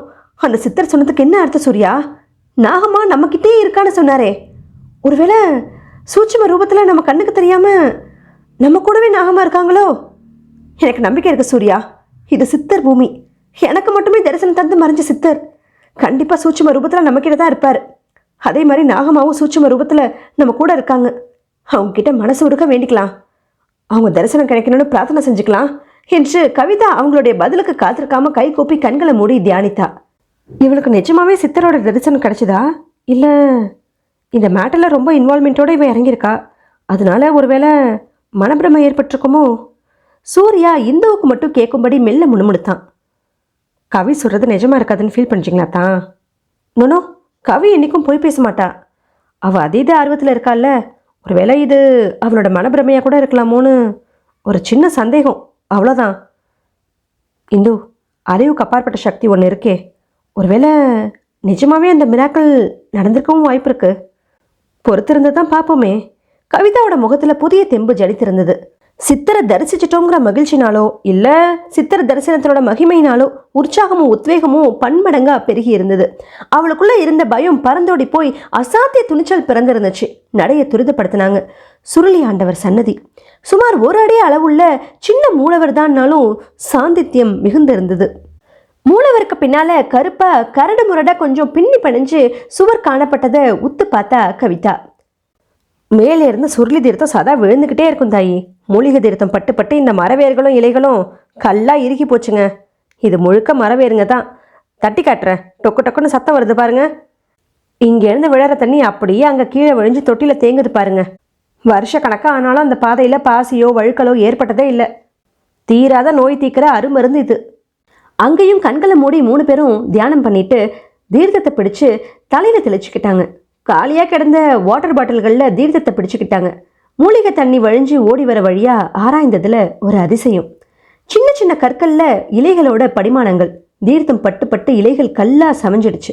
இலைகளோட ரேகைகள் கூட தெல்ல தெளிவாக பளிச்சுன்னு இருந்ததை தடவி தடவி பார்த்தா இந்து. கவிதா யோசனையோட திரும்பவும் பூசாரியை நெருங்கினா. ஐயா, நாங்கள் சென்னையிலேருந்து வந்திருக்கோம். செடி கொடி ஆராய்ச்சிக்காக இங்கே தங்க வேண்டியிருக்கு. கீழே ஒரு பெரியவர்கிட்ட விசாரித்தோம். நீங்கள் மனசு வச்சா கீழே மடத்தில் தங்க அனுமதிப்பீங்கன்னு சொன்னாங்க. உங்களை நம்பித்தான் இவ்வளோ தூரம் வந்திருக்கோம் ஐயா. கெஞ்சர தொழில பேசின கவிதாவை ஏற இறங்க பார்த்தாரு பூசாரி. அவருடைய பார்வை ஒரு கணம் தொட்டியில் விழற தீர்த்தத்தை ஆராய்ந்துட்டு இருந்த இந்து மேலே படிஞ்சு மீண்டுச்சு. சரிம்மா, தாராளமாக தங்கிக்கோங்க, ஆனால் ஜாக்கிரதையாக இருங்க. ஆமாம், என்னம்மா இது கையில் காயம்? கீழே எங்கேனாச்சும் விழுந்தீங்களா தாயி? வர வழியில் விழுந்துட்டேன்யா. தீர்த்த தொட்டிக்கு வலது பக்கத்தில் ஆலமரம் இருக்குது பாருங்க. அங்கே சின்னதாக ஒரு குகை வாசல் இருக்கும். அதுக்கு எதிர்த்தாப்பில் ஒரு வைத்தியரம்மா உட்காந்துருப்பாங்க. போய் காயத்தை காட்டுங்க தாயி. பச்சிலை மருந்து ஏதாச்சும் தடவி விடுவாங்க. சமீப காலமாக இவங்களை தேடி யார் யாரோ வர ஆரம்பிச்சிட்டாங்க. கொஞ்ச நேரத்துக்கு முந்தி தான் ஒரு வெளிநாட்டுக்காரன் அந்த அம்மா கிட்ட ஏதேதோ விசாரித்தான். கோவம் வந்து திட்டி அனுப்பி விட்டுட்டாங்க. நீங்கள் எதுவும் பேசாமல் காயத்துக்கு மருந்து தடவிக்கிட்டு போயிட்டே இருங்க, சரியா? கவிதா பலமாக தலையாட்டினா. திரும்பவும் ஒரு அதிசயம் நிகழப்போகிறத அறியாமல் ஆலமரத்துக்கு பக்கத்தில் இருந்த குகை வாசலை நோக்கி போனா கவிதா. பூசாரியுடைய முகத்தில் ஒரு மாய புன்னகை மலர்ந்துச்சு. கவிதாவுக்குள்ள குழப்பம் வந்தா மோதி அலைஞ்சது. பூசாரி கிட்ட நாகம்மாவை பற்றி விசாரிக்க அவளுடைய நாக்கு துடிச்சிட்டு இருந்தது. நாகம்மா, நீல விழிகளுடைய கண்கள், இதை பற்றி ஏதாச்சும் விசாரிக்க போய் பூசாரிக்கு கோவம் வந்து மரத்தில் தங்குறதுக்கு இடம் தர மறுத்துட்டா என்ற பயத்தில் தொண்டை வரைக்கும் ஓடி வந்த வார்த்தைகளை சிரமப்பட்டு விழுங்கினான். முழங்கைக்கு மருந்து தடவிக்கிட்டு நாகம்மா கோகைக்கு போகிற வழியை கண்டுபிடிச்சிட்டு அப்படியே சுயம்பனாக பைரவி கோயிலுக்கு போய் கை கால்கள் முடங்கி போய் உட்கார்ந்துருக்கிறவங்கள பார்த்து இன்றைக்கே விசாரிச்சிட வேண்டியது தான். இப்படி நினச்சபடியே அந்த ஆலமரத்துக்கு அடியில் உட்கார்ந்துருந்த மூதாட்டியை நெருங்கினான். வட்ட வடிவமான கல்லில் சில இலைகளை வச்சு இழுத்து அரைச்சிட்டு இருந்த மூதாட்டி தம் பக்கத்தில் நிழலாடினதும் மெல்ல நிமிர்ந்து பார்த்தாங்க. என் கையில் காயம் பாட்டிமா, தக தகன்னு காந்துது. ஏதாச்சும் மருந்து இருந்தால் தடவி விடுங்களேன் ப்ளீஸ். தும்பு பூவா நிறச்ச தலைமுடிய கோடாலி முடிச்சுட்டு கொண்டையிட்டு நெத்தையில் பெரிய குங்கும பொட்டு வச்சு சிவப்பு வண்ண கண்டாங்கி சேலையில் கிழவி மங்களகரமாக காட்சியளித்தா. 70 வயது இருக்கும். மருந்து தானே, இதோ தடவுறேன் என்று சொல்லிட்டு மேலும் அந்த இலைகளை விழுதா அரைச்சாங்க. இந்து, இங்கே வா. இலைகளை அரைச்சி வச்சு காயத்துக்கு மருந்தாக போடுறாங்க பாரு. குட்டி குட்டியாக விதவிதமாக வேர்களை வேற கட்டாக கட்டி வச்சுருக்காங்க பாரு. அநேகமாக மூலிகை வேற இருக்கும் போல தெரியுது. கவிதா குரல் கொடுத்ததும் சிட்டா பறந்து வந்தா இந்து. கண்கள் மின்ன அந்த மூதாட்டி அரைக்கிற விதத்தையும் அவங்க பக்கத்தில் இருந்து வேர்களையும் ஆர்வமாக பார்த்தா. மையா அரைச்ச விழுத பிழிஞ்சு சாறு எடுத்து கிழவி அந்த சாரை கவிதாவோட காயத்தில் மயில் கால முக்கிய எடுத்து தடவி விட்டா. ஏன் பாட்டிமா, எனக்கு ஒரு உதவி பண்ண முடியுமா? எனக்கு மூலிகை செடிகளை காட்டி கொடுத்து என்னோட ஆராய்ச்சிக்கு உதவி பண்ண முடியுமா? எது எது மூலிகைனே எனக்கு தெரியாது. எந்த மூலிகை எந்த வியாதி தீர்க்க பயன்படுதுன்னு எனக்கு எடுத்து சொல்லி உதவுறீங்களா ப்ளீஸ்? இந்து கெஞ்சினபடி சட்டுன்னு கிழவியோட கைகளை பிடிச்சிக்கிட்டா. மூலிகைங்கிறது இந்த புண்ணிய பூமியோட சொத்து. அதை நல்ல விஷயத்துக்காக ஜீவகாருண்யத்துக்காக தாராளமாக பயன்படுத்திக்கலாம். ஆனால் கெட்ட எண்ணத்தோட மூலிகைகளை பற்றி தெரிஞ்சுக்கிட்டு அதை காசு பண்ண பார்த்தா ஆத்தா சும்மா விட மாட்டா. பச்சிலைகளை வச்சு நான் சின்ன அளவில் வைத்தியம் பார்க்குறவ. கொஞ்ச நேரத்துக்கு முன்னே காட்டு இலாக்காவை சேர்ந்தவனுக்கு லஞ்சம் கொடுத்து மயக்கி அவன் கூடவே ஒரு வெள்ளைக்காரங்க வந்தான். மூலிகைங்களை அடையாளம் காட்டி பறித்து கொடுத்தாங்க. எனக்கு மூட்டை மூட்டையாக பணத்தை கொட்டி தரேன்னு சொன்னான். நம்ம பொக்கிஷத்தை வெளிநாட்டுக்காரன் கொள்ளையடிக்க பார்க்குறானேன்னு எனக்கு கோவம் வந்துருச்சு. விஷயம் தெரியாமல் விளையாட வந்துட்டியா பைத்தியக்காரா? உன் உசுறு மேலே ஆசை இருந்தால் இந்த எல்லையை விட்டு திரும்பி பார்க்காம ஓடி போயிட்டுன்னு திட்டி அனுப்பிச்சிட்டேன். பொறுமையாக யோசிச்சு நல்ல பதிலாக சொல்லுங்கள். 2 நாள் கழிச்சு வரேன்னு வெக்கம் இல்லாமல் சிரிச்சுட்டே சொல்லிட்டு போகிறான் கிறுக்கன். மூலிகைங்களை பற்றி வெளியில் சொல்லக்கூடாது, ஏன்னா அது சித்த ரகசியம். பிராப்தம் இருந்தால் தான் நாம் அதை தெரிஞ்சுக்க முடியும். உன்னோட முகவிலாசத்தை பார்த்தா உனக்கு அந்த பிராப்தம் அமையும்னு மனசுக்கு படுது. கால நேரம் கூடி வரப்போ அது தானாக நடக்கும். இது சித்தர்கள் வாழ்கிற வனம். அவங்க அருள் இல்லாமல் நாம் ஒரு இலையை கூட கிள்ளிட முடியாது. நாகபைரவி ஆத்த அருளும் சித்தர்களோட அனுகிரகமும் இருந்தால் தான் நாம் எதையுமே சாதிக்க முடியும். மனசார வேண்டிக்க தாயி, நல்லதே நடக்கும் என்றபடி இந்துவோடைய நீல விழிகளுடைய கண்களை பார்த்தாங்க அந்த கிழவி. மந்திர சக்திக்கு கட்டுண்டது போல மெய்மறந்து சிலையா கண்ணிமைகளை கூட மிமைக்காம நின்றுட்டு இருந்தா இந்து. கவிதாவுக்கு தர்ம சங்கடமா இருந்தது. சூர்யாவும் அவளும் ஒருத்தர் பார்த்துக்கிட்டாங்க. கவிதா துணிவோட பேசினா. ஏன் பாட்டிமா, ஒரு சந்தேகம். இங்கே நாகமாங்கிற அம்மா தான் மூலிகை மருந்து கொடுத்து தீராத வியாதிகளை தீக்கிறத சொல்லிக்கிறாங்களே, அந்த வெளிநாட்டுக்காரன் நியாயமாக முதல்ல அவங்கள தானே போய் பார்த்து பேசியிருக்கணும். நீங்களே சொல்கிறீங்க நீங்கள் சின்ன லெவலில் வைத்தியம் பார்க்குறவங்கன்னு. அந்தாலும் எதுக்கு உங்களை வந்து பார்த்தான்? அப்படி கேளு புத்திசாலி பொண்ணே. கெட்ட எண்ணம் பிடிச்சவனோட கண்ணுக்கு அவ்வளோ சுலபத்தில் சிக்குவாள நாகமா? கொஞ்ச நாளாகவே இந்த மலையில் தீய சக்திகளோட நடமாட்டம் அதிகமாகிடுச்சு. நாகம்மா யார் கண்ணுக்கும் தென்படுறதில்ல. நாகம்மாவை பார்க்க முடியாமல் போனது தான் அந்த வெள்ளைக்காரன் என்னை பார்க்க வந்தான். ஓ பாட்டிமா, நாங்கள் நல்ல நோக்கத்தோடு தானே வந்திருக்கோம். நாகம்மா சக்தி வாய்ந்தவங்கன்னு எல்லாரும் சொல்கிறாங்க. அப்படின்னா எங்களுக்கு எந்த வித தீய எண்ணமும் இல்லைன்னு அவங்களுக்கு தெரிஞ்சிருக்கணுமே. அவங்கள பார்த்துணும்னு துடிச்சிட்ருக்கேன். தரிசனம் தருவாங்களா என்று ஏக்கத்தோட கேட்டா கவிதா. தரிசனம் தருவாங்களான்னு கேட்குறியா? ஒருத்தன் ஒரு ஆட்டை தூக்கி தோளில் போட்டுக்கிட்டு ஒரு ஆடு குறையுதுன்னு ஊரெல்லாம் தேடின கதையால் இருக்குது.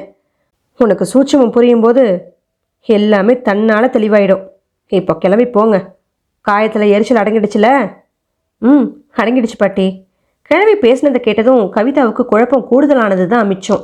அதுக்கு மேலே கேள்வி கேட்டால் கிழவிக்கு கோவம் எகிரிடுங்கிற பயத்தில் கவிதா நடைய கட்டினா. தீர்த்தம் கொட்டுற தொட்டி பக்கத்தில் நின்னபடி பூசாரி இந்துவையே பார்த்துட்டு இருந்தார். ரொம்ப நன்றி பூசாரி ஐயா, காயத்துக்கு அவங்க மருந்து தடவிருக்காங்க. மரத்தில் தங்குறதுக்கு அனுமதி கொடுத்ததுக்கு ரொம்ப ரொம்ப நன்றி ஐயா. நாகம்மா கோயிலுக்கு போகிற பாதை இதானே? நாங்கள் அப்படியே சோய்ம நாகபைரவி கோயிலுக்கு போகணும். இதே பாதை தான் தாயி.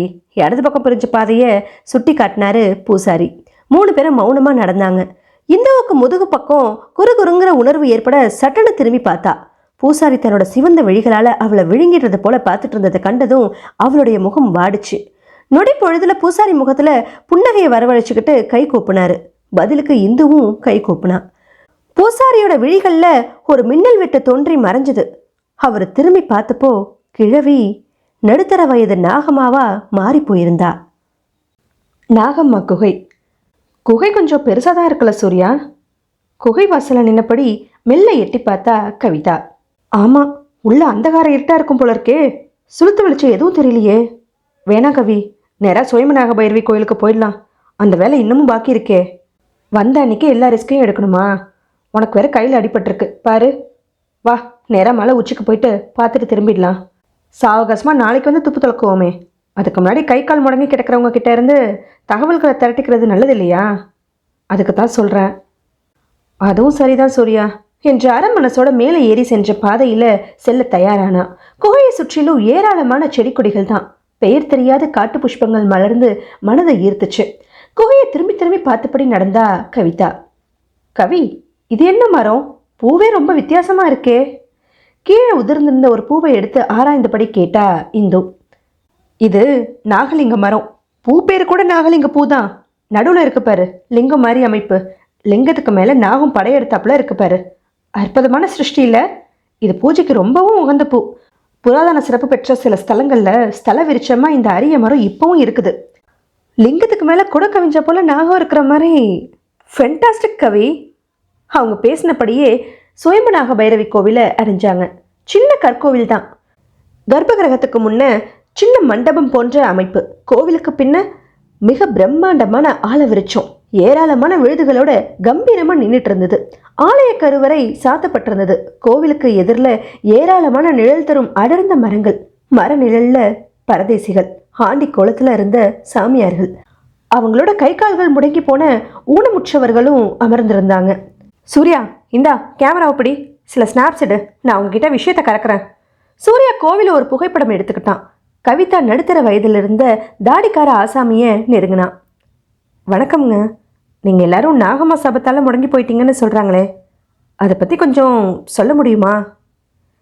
ஏமா திடுத்துப்புன்னு வந்து கேள்வி கேட்குற? நீ யார், எங்கேருந்து வர? என் பேர் கவிதா, நான் ஒரு ஃப்ரீலான்ஸ் பத்திரிக்கை ரிப்போர்ட்டர். உங்களை பற்றி கேள்விப்பட்டேன், அதான் பார்க்க வந்திருக்கோம். உனக்கு என்ன விஷயம் தெரியணும்னு சொல்லுமா. நாகம்மாவை பார்க்க போய் உங்களுக்கு இப்படி ஆயிடுச்சா? எதை ஆராய முயற்சி பண்ணி இந்த தண்டனைக்கு ஆளானீங்க? நாகம்மா குகையை ஆராயலாம்னு ஆர்வம். அந்த குகையை ஆராய்ஞ்சிட்டு அதுக்கப்புறமா அதோ அங்கே இருக்கிற பைரவி குகையில் என்னதான் இருக்குன்னு பார்த்துடணும்னு ஒரு வேகம். அந்த வேகத்தில் நாகம்மா குகையில் நுழைஞ்சேன். அந்த குகையில் அப்படி என்ன பார்த்தீங்க? வேண்டாம்மா, அதை மட்டும் கேட்காதீங்க. பார்த்ததுக்கே இப்படி ஊனமாக முடங்கி போய் கிடக்கிறோம். பார்த்ததை வெளியில் சொன்னால் என்ன கதியாகும் சொல்லு. நாகம்மாவை கும்பிட தானே போனீங்க, வேற எந்த எண்ணத்தில் போனீங்கன்னு தெளிவாக சொல்ல முடியுமா? இதெல்லாம் உண்மையா பொய்யான்னு ஆராய ஆர்வம் வந்து கிளம்பிட்டேன், அவ்வளோதான் நான் சொல்ல முடியும். நீங்கள் எப்படி கேட்டாலும் நாங்கள் பார்த்ததை வெளியில் சொல்ல மாட்டேன், விட்டுருங்க. நான் மட்டும் இல்லை, இங்கே என்ன மாதிரி தண்டனை அனுபவிச்சுட்டு இருக்கிற யாருமே வாயை திறக்க மாட்டாங்க. எங்களுக்கு கூடிய சீக்கிரம் விமோச்சனை கிடைச்சிடும்னு அருள்வாக்கு கிடைச்சிருக்கு. விமோச்சனை மட்டும் கிடைச்சதுன்னா திரும்பி கூட பார்க்காம அவங்கவுங்க வீட்டுக்கு போய் சேர்ந்துருவோம். இதுக்கு மேலே எதையும் கேட்காதீங்க. கையை காலை பத்திரமா வச்சுக்கிட்டு ஊர் போய் சேர்ந்துருங்கம்மா, இல்லைனா எங்கள் கதி தான் உங்களுக்கும் வரும். உள்ளூரை ஏமாற்ற முற்றுகையிட வாடிய முகத்தோடு திரும்பினா கவிதா. கவி, எவ்வளோ பெரிய ஆலமரம் பாரு, எக்கச்சக்க விழுதுகளோட. ஒவ்வொரு விழுதுக்கடையிலையும் சகுண்டி மணி கட்டி தொங்க விட்டுருக்காங்க பாரு. சூர்யா மெல்ல முணுமுணுத்ததும் திரும்பி பார்த்தா. ஆமாம், கோவிலையும் அந்த ஆலமரத்தையும் சேர்த்து ஒரு பிரதட்சணம் வந்துடலாம். அந்த பைரவி குகையை பார்த்த மாதிரி இருக்குமே. பிரதட்சணமாக வந்தப்போ, பைரவி குகைக்கு பக்கத்தில் வந்தப்போ கவிதாவுக்கு அவளையும் அறியாமல் இருதயமே தடதடுத்துச்சு. ஜிவ்வுன்னு மேனி புல்லரிச்சுது. ஒரு அடி அளவே உள்ள குகைவாசல் இறுக மூடப்பட்டிருந்தது. மூடப்பட்ட குகைவாசல்ல மஞ்சளும் குங்குமமும் தீச்சலா சாற்றப்பட்டிருந்ததை கண்டதும் சட்டன நின்னா. சூர்யா, இதெல்லாம் கண் துளைப்பா இருக்குமோ, ஏமாத்திர சாமியார்த்தனமா இருக்குமோன்னு முன்னாடி எனக்கு சில சந்தேகங்கள் இருந்துச்சு. இங்கே வந்ததுக்கப்புறமா, சுருளிமலையில் கால் பதிச்சதுலேருந்து, அதுவும் அந்த சித்தரோட தரிசனம் கிடைச்சதுக்கப்புறமா நான் ஒரு முடிவுக்கு வந்துட்டேன். இதெல்லாமே நமக்கு அப்பாற்பட்ட சக்தியால் தான் நடக்குது. நாகம்மா சாதாரண மனுஷி இல்லை. அவங்க ஒரு தெய்வ பிறவியா இல்லை பெண் சித்தரான்னு தான் தெரியல. எனக்கும் அப்படி தான் தோணுது கவி. சரி, பார்க்க வேண்டியதை பார்த்தாச்சு. நாகம்மாவோட தரிசனம் தான் கிடைக்காம போச்சு. சரி வாங்க இறங்கிடலாம், ரொம்பவே டயர்டாக இருக்குல்ல என்று கேட்டபடி நடந்தா கவிதா. இந்த பிரம்மாண்ட ஆலவிருச்சம், அதோட விழுதுகள், இந்த கற்கோவில், இதை நைட்டில் பார்த்தா ரொம்பவே பயமாக இருக்குல்ல கவி. இதில் சதா குகைவாசம் பண்ணி பௌர்ணமி அன்னைக்கு இங்கே வந்து பூஜை செஞ்சு முடிச்ச கையோடு படுத்து ஊர்ந்து சின்ன குகையில் நுழைஞ்சு சதுரகிரி மகாலிங்கரை தரிசனம் பண்ண போகிறாங்களே Nagamma. Really she is very great இல்லையா இந்தோ? கண்டிப்பாக அவங்க சாதாரண பொண்ணாக இருக்கவே முடியாது கவி. இந்த சொல்லி முடிச்சது தான் தாமதம். கவிதாக்குள்ள ஒரு உறுதியான எண்ணம் முதிச்சுது. மடத்தில் இன்னைக்கு நைட்டு இவங்க 2 பேரும் அசந்து தூங்கினதும் தனியாக புறப்பட்டு வந்துடணும். சித்தரோட தரிசனம் எதிர்பாராமல் கிடச்சிது. நாகம்மா குகைவாசலில் மனமுருகி மஞ்சாடனா நிச்சயமாக தரிசனம் கிடைக்கும். நைட்டில் தைரியமாக வந்து தான் தீரணும். விதி தன்னோட விபரீத விளையாட்டை தொடங்க ஆர்வமாக காத்திருந்தது. மடம் கொஞ்சம் விசாலமாக தான் இருந்தது. 2 பெரிய அறைகள். அந்த அறைக்கு பொதுவாக கல் தொட்டியோட கூடிய குளியல் அறை, தடுப்போட கூடிய சின்ன அறை, உடை மாத்திரத்துக்கு தோதா, அவ்வளவுதான். சிமெண்ட் தரதான். பெருக்கி பல நாட்கள் ஆயிட்டா போல தூசம் தும்புமா இருக்கவே கவிதாவும் இந்துவும் ஆளுக்கு ஒரு துடைப்பத்தை எடுத்து பெருக்கி தள்ளினாங்க. பூசாரி மடத்துக்கு தினமும் வந்து தங்க மாட்டார் போல இருக்கு. அவர் இங்கே வந்தே ரொம்ப நாளாக இருக்கும் போல. ஒரே குப்பையாக கிடக்க பாரு இந்தோ. ஆமாம் ஆமாம், மலையில் சொர்லி ஆண்டவர் சன்னதியிலேயே தங்கிடுறது போல இருக்கு. 2 பேரும் கல் தொட்டியில் இருந்த தண்ணியை முண்டு கைகளை அலம்புனாங்க. பனிக்கட்டிய போல தண்ணி சிலியர்னு இருந்தது. அம்மாடி, குளிர் ஏகத்துக்கும் இருக்கல கவி என்றபடி இன்னும் வெளிப்பட்டப்போ சூர்யா ஒரு கேரி பேக்கில் மலை வாழைப்பழங்களையும் பிஸ்கட் பாக்கெட்டுகளையும் வாங்கிக்கிட்டு வந்தான். வெளியில் குளிர் அப்படியே விட விடன்னு நடுங்க வைக்கிது இந்து. டீ கடையில் டிஃபன் எதுவும் கிடைக்கல. அருவிக்கு குளிக்க வர ஜனங்களை நம்பி தான் கடையை நடத்துகிறாங்க போல. இன்னைக்கு ரொம்ப சொற்பமான ஜனங்க தான் வந்தாங்க போல. இட்லி எதுவும் போடலை. நல்ல காலம், அவங்க கடையை மூட போகிற நேரத்தில் நான் போனதுனால பழங்களையும் பிஸ்கட் பாக்கெட்டுகளையாச்சும் வாங்க முடிஞ்சுது. கிடைச்ச வரைக்கும் போதும் சூர்யா. இந்த மட்டுமாச்சும் இந்த மடத்தில் தங்க அனுமதி கிடைச்சிதே. பூசாரி ஐயாவுக்கு தான் நன்றி சொல்லணும். சரி கவி, நாளைக்கு நம்ம என்ன செய்ய போகிறோம்? ஏதாவது பிளான் வச்சுருக்கியா? தூங்குறதுக்கு முன்னாடியே பக்காவாக டிசைட் பண்ணி வச்சுட்டா நல்லது தானே? அந்த வைத்தியராமா பேசுனதை கேட்டல சூர்யா? வர வர இந்த வடத்தில் தீய சக்திகளோட நடமாட்டம் ஜாஸ்தியாக போச்சுன்னு சொன்னாங்களே. யாரோ ஒரு வெளிநாட்டுக்காரனை பற்றி கூட சொன்னாங்க. யார் அவங்க? எங்கேருந்து வந்திருக்காங்க? ஜனங்களுக்கு அருள்வாக்க சொல்லி தீராத வியாதிகளுக்கு மூலிகை மருந்து தந்து குறை தீர்த்து வச்சுட்டு இருந்த நாகம்மா சமீப காலமாக யாரையும் பார்க்காம போனதுக்கு அவங்க தானே காரணம். அவங்கள பற்றியும் துப்பு துளக்கணும் சூர்யா. கண்டிப்பாக கவி, முடிஞ்சால் கையும் களவுமா பிடிச்சி மாட்டி விட்டுறணும். சூர்யா, சூர்யா கொஞ்சம் வெளியே வாங்கலேன். இந்த வனாந்தர மூதல் காற்று, காற்றுல அசைகிற மரங்கள், நிலா நட்சத்திரங்களை கொஞ்சம் நேரம் நின்று ரசிச்சுட்டு வரலாமா?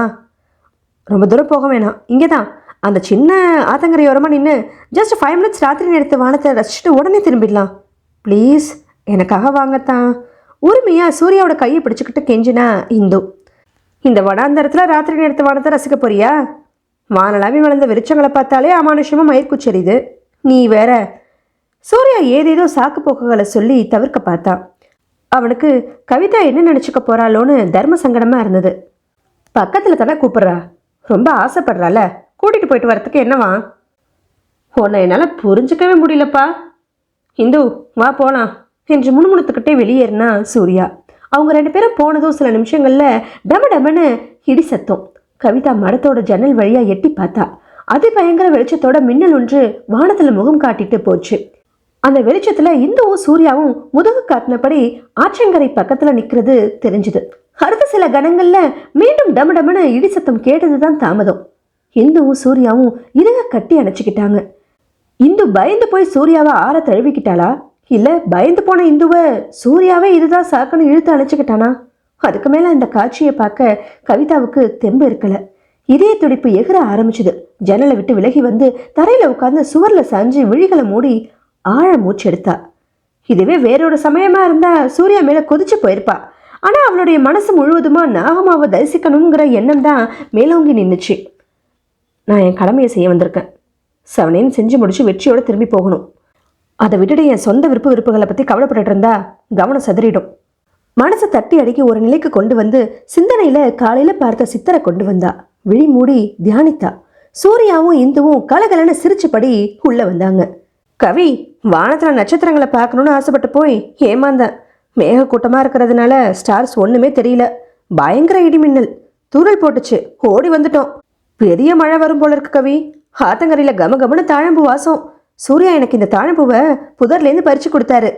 சூர்யா மௌனமாக முதுகு காட்டி படுத்தபடி குட் நைட் கவி என்று சொல்லிட்டு போர்வையை போத்திக்கிட்டான்.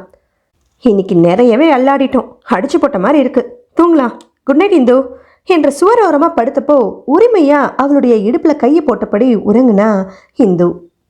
படுத்த மாத்திரத்தில் தூக்கம் கண்களை சுழட்டிக்கிட்டு வந்தது. சீரான குரட்டையொலி எழுப்பினபடி சீக்கிரமே உறங்கிட்டான் சூர்யா. இந்துவும் ஆழ்ந்த உறக்கத்தில் அமிழ்ந்து போனான். கவிதாவையும் தூக்கம் இழுத்துக்கிட்டு போயிடுச்சு. அவங்க 2 பேரும் தூங்கட்டும்னு காத்திருந்தவ தான் தன்னையும் மீறி அசந்துட்டா. கவிதா, கவிதா, யாரோ அழைக்கிற குரல் கேட்டு வாரி சுருட்டிக்கிட்டு எழுந்தா. யாரு யார் என்னை கூப்பிட்டது? இந்துவும் சூர்யாவும் ஆழ்ந்த தூக்கத்தில் இருக்காங்களே, வேற யார் என்னை கூப்பிட்டுருப்பாங்க? திகிலோட பார்வையை நாலாப்புறமும் சுழற்றினா. அவளுடைய பார்வை ஜன்னல்ல வந்து திக்கன அதிர்ந்து நிலைச்சுது. அதிர்ச்சியில உடம்பு உதறி போட்டுச்சு. மின்னல் வெளிச்சத்துல ஜடாமுடியோட நீல விழிகள் கொண்ட அதே கண்களோட அவன் மலையில சந்திச்ச சித்தர். நாகமாவை சந்திக்கணும்னு ஆசைப்பட்டியே கவிதா, வரியா? கொஞ்ச நேரத்துல உன் ஆசை நிறைவேறும், வா. ஆஹா, நான் எவ்வளோ புண்ணியம் செஞ்சவ. ஒரு சித்த மகாபுருஷர், யாரு கண்ணுக்கும் புலப்படாத ஒரு மகா தபஸ்வி என்ன தேடி வந்து அழைக்கிறாரே. என்ன தவம் செஞ்சேனோ நான். மனசுல பரவச உணர்வு, இதயத்துல தெய்வீக அதிர்வு. நெல்முனை அளவு கூட அவ யோசிக்கவே இல்லை. சட்டன மரத்தை விட்டு வெளியேறினா. 10 அடி தூர இடைவெளி விட்டு சித்தர் முன்னாடி நடக்க ஓட்டமும் நடையுமா பின்தொடர்ந்து மலைப்பாதையில முன்னேறினா கவிதா. சிவப்பு கம்பளம் விரித்து அவளை வரவேற்க ஆவலோட காத்துட்டு இருந்தது ஆபத்து. நடுநிசையில யாருக்கும் தெரியாம நாகம்மாவுடைய குகைக்கு போகணும்னு முன்கூட்டியே தீர்மானிச்சிட்டதுனால கையடக்க சின்ன டார்ச்சை இடுப்பு மறைவுல ஏற்கனவே சொருகி வச்சிருந்தா கவிதா. ஆற்றை கடந்து மலைப்பாதையில ஏற ஆரம்பிச்சதும் சின்ன தூறல் வெளுத்து பெருமழை பெய்ய ஆரம்பித்தது.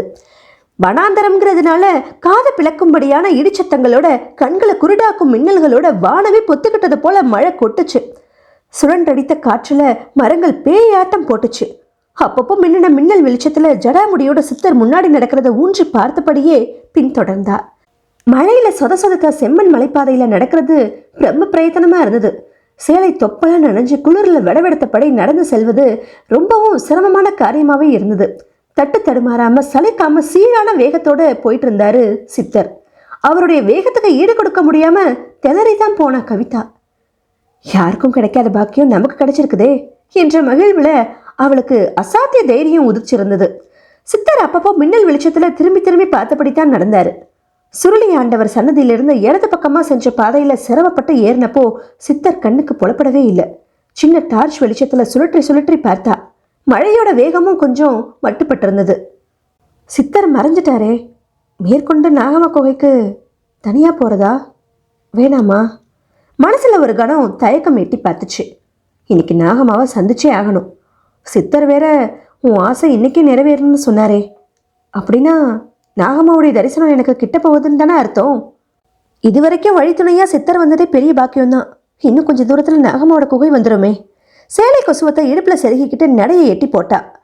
டுர் டுர் கிர் கிர் ட்விட் ட்விட்னு வனாந்தரத்துல விதவிதமான வினோத ஒலிகள் எழும்பி நடுநிசில அமானுஷ்யத்துக்கு பக்கவாத்தியம் வசிச்சுது. நாகம்மாவின் குகை. இந்த குகை பகல்லையே அந்தகார இருட்டா இருந்துச்சே.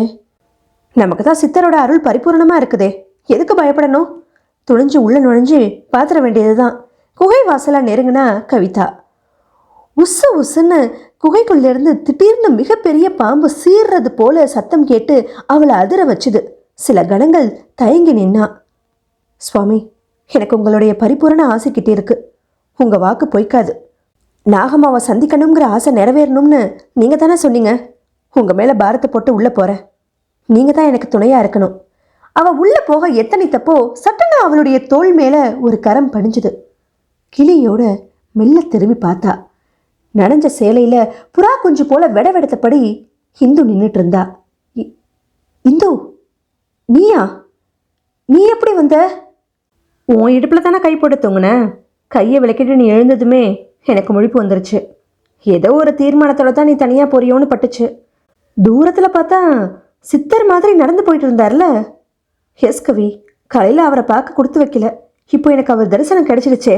நானும் மௌனமா உன்னை தொடர்ந்து வந்தேன். உன்னை ஃபாலோ பண்ணதுனால தான் எனக்கு சித்தர் தரிசனம் கிடைச்சிது. இதுக்கும் மேலே எதுவும் பேசாத கவி. உன் பேச்சை நான் கேட்க மாட்டேன். உனக்கு எதுவோ அதுவே எனக்கும் நடக்கட்டும். ஆபத்து வந்தா என்ன இப்போ? 6 சாவு 100 சாவு. துணிஞ்சு உள்ள நுழ. நானும் கண்டிப்பாக வருவேன். வா, சேர்ந்தே போகலாம். அவளுடைய கையை இறுக பிடிச்சிக்கிட்டா இந்து. கவிதா வாயடிச்சு போனா. என்ன சவுண்டு கவி இது? பாம்போட சீற்றமா? சவுண்டை பார்த்தா பெரிய அனகொண்டா சைஸ் பாம்பு சீர்ற மாதிரில சத்தம் வருது. எதுவும் பேசாத. இதெல்லாம் சோதனையாக கூட இருக்கலாம்ல. வா, நான் முதல்ல உள்ள நுழையிறேன். சின்ன டார்ச்சை உயிர்ப்பித்தபடி குகைக்குள்ளே புகுந்தாங்க. கரடு முரடான பாறைகளால் ஆன குகைதான். கற்களால் உருவான மேடை போன்ற அமைப்பில் சின்ன பீடம். பீடத்தில் மாந்தோல் விரிக்கப்பட்டிருந்தது. திடீர்னு பாம்பு சீர்ற சத்தம் நின்று போய் ஒரு அமானுஷ்ய நிசப்தம் நிலவுச்சு. மறுகணம் அந்த கானகமே கெடுக்கிடுக்கிறபடி பயங்கர சிரிப்பு சத்தம் கிளம்புச்சு. குகையில் அந்த சிரிப்பு சத்தம் மீண்டும் மீண்டும் எதிரொலிச்சுது. அவங்கள குலநடுங்க வச்சுது. இந்த நடுநடுங்கி போய் கவிதாவை இறுக கட்டி ஒட்டிக்கிட்டா. இதோ பாருந்தோ, நம்ம எந்த கெட்ட எண்ணத்தோடையும் இங்கே வரல. நமக்கு ஒன்றும் ஆகாது, பயப்படாத. நாகமோட தரிசனம் கிடைக்காம நம்ம இந்த குகையை விட நகரவே கூடாது.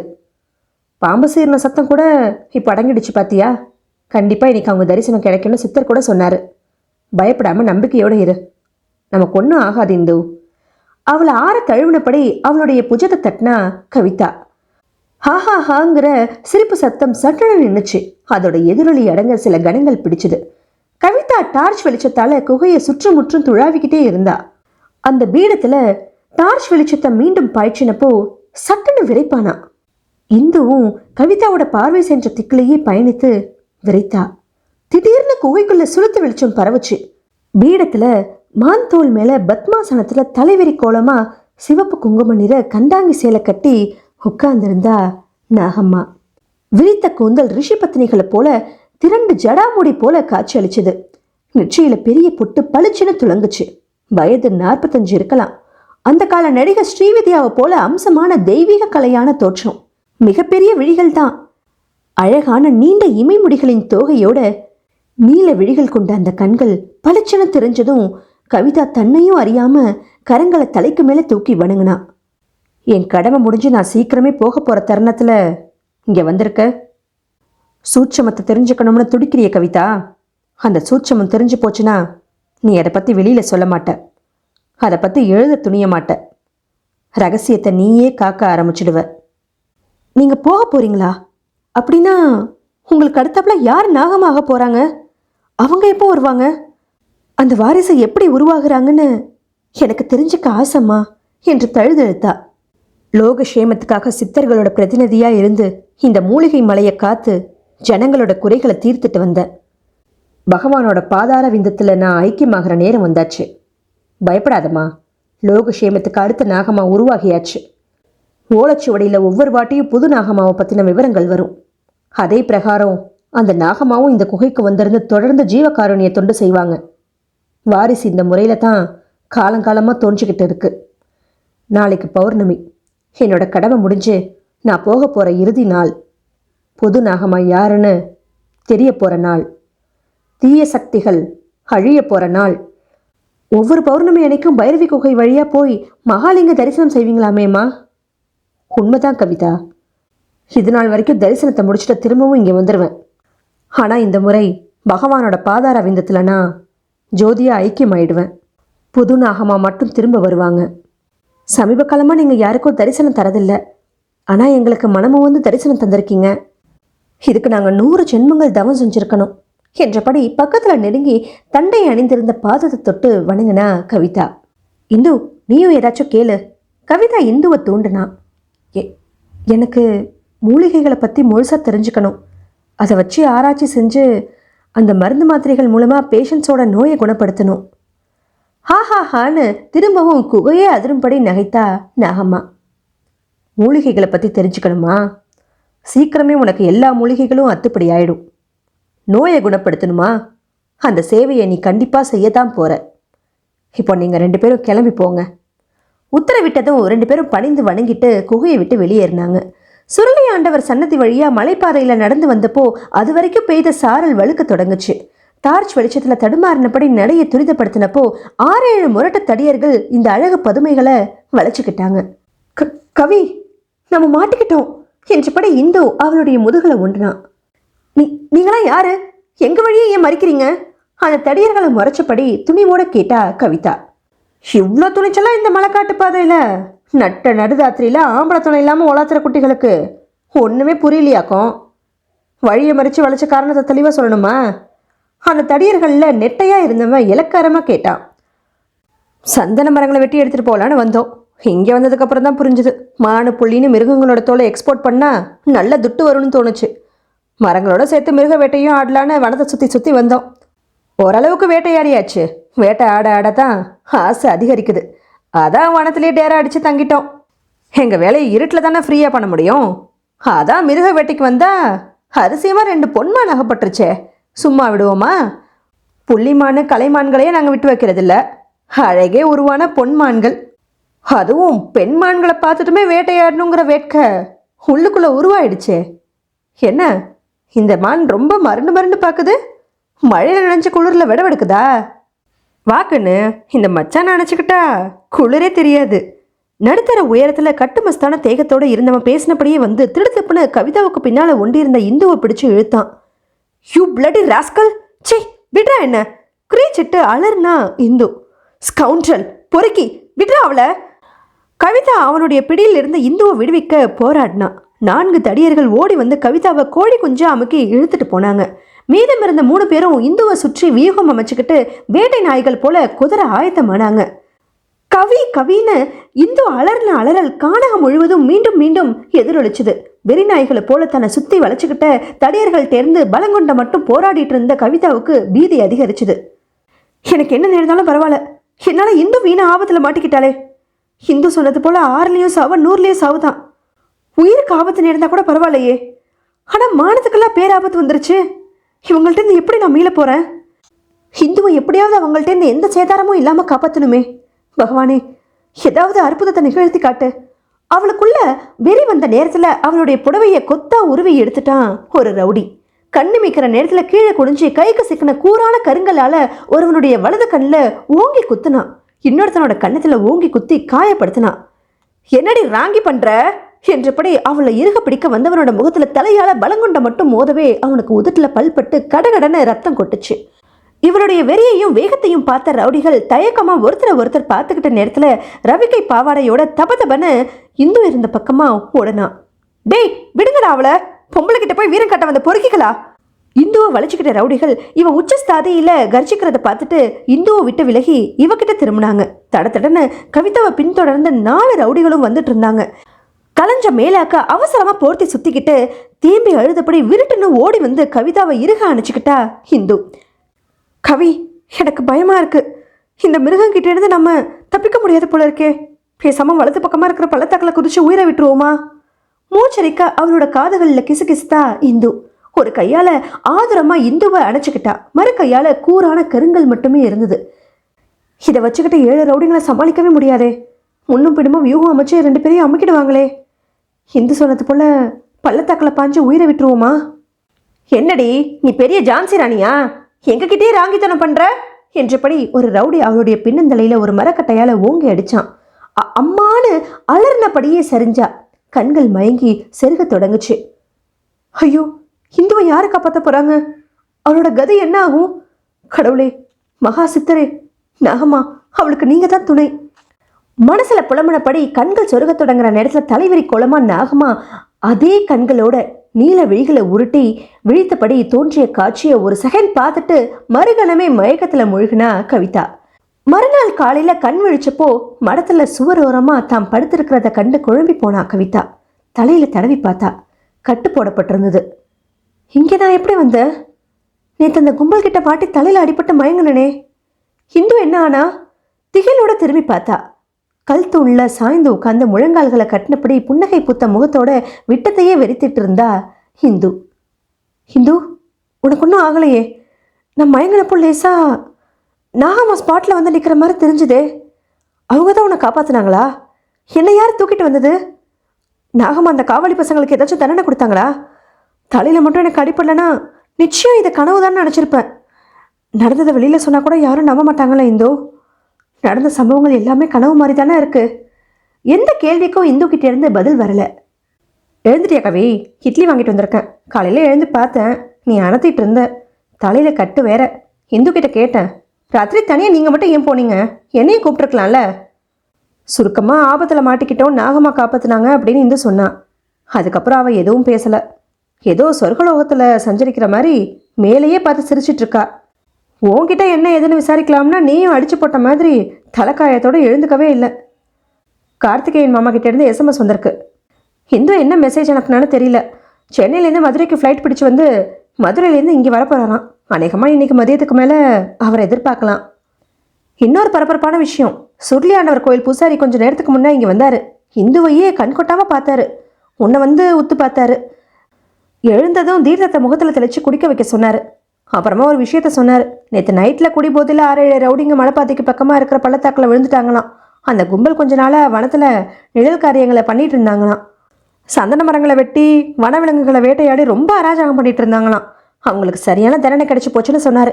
டீ கடையில் கூட இந்த விஷயத்தை பற்றி தான் பரபரப்பாக பேசிகிட்டு இருந்தாங்க என்றான் சூர்யா. கவிதா விழிகள் விரிய பார்த்தா. இந்து திடீர்னு கலுக்குன்னு சிரிச்சா. நாகம்மா சரியான சமயத்தில் தண்டனை கொடுத்தாச்சு. இன்னொரு கலையை வேரோட பிடுங்கி எரிஞ்சிட்டா நிம்மதியாக மூச்சு விடலாம் என்றா 2 பேரையும் திரும்பி பார்த்து கலகலன்னு சிரிச்சுட்டு, பூதநாராயணர் கோயிலுக்கு போயிட்டு வரேன் கவி என்று சொல்லிட்டு சல்லு சல்லுன்னு கொலுசு சப்திக்க போயிட்டா இந்து. இந்துவுக்கு ஏதாச்சும் ஆயிருந்தா உன்னால் தாங்க முடியாதுல சூர்யா.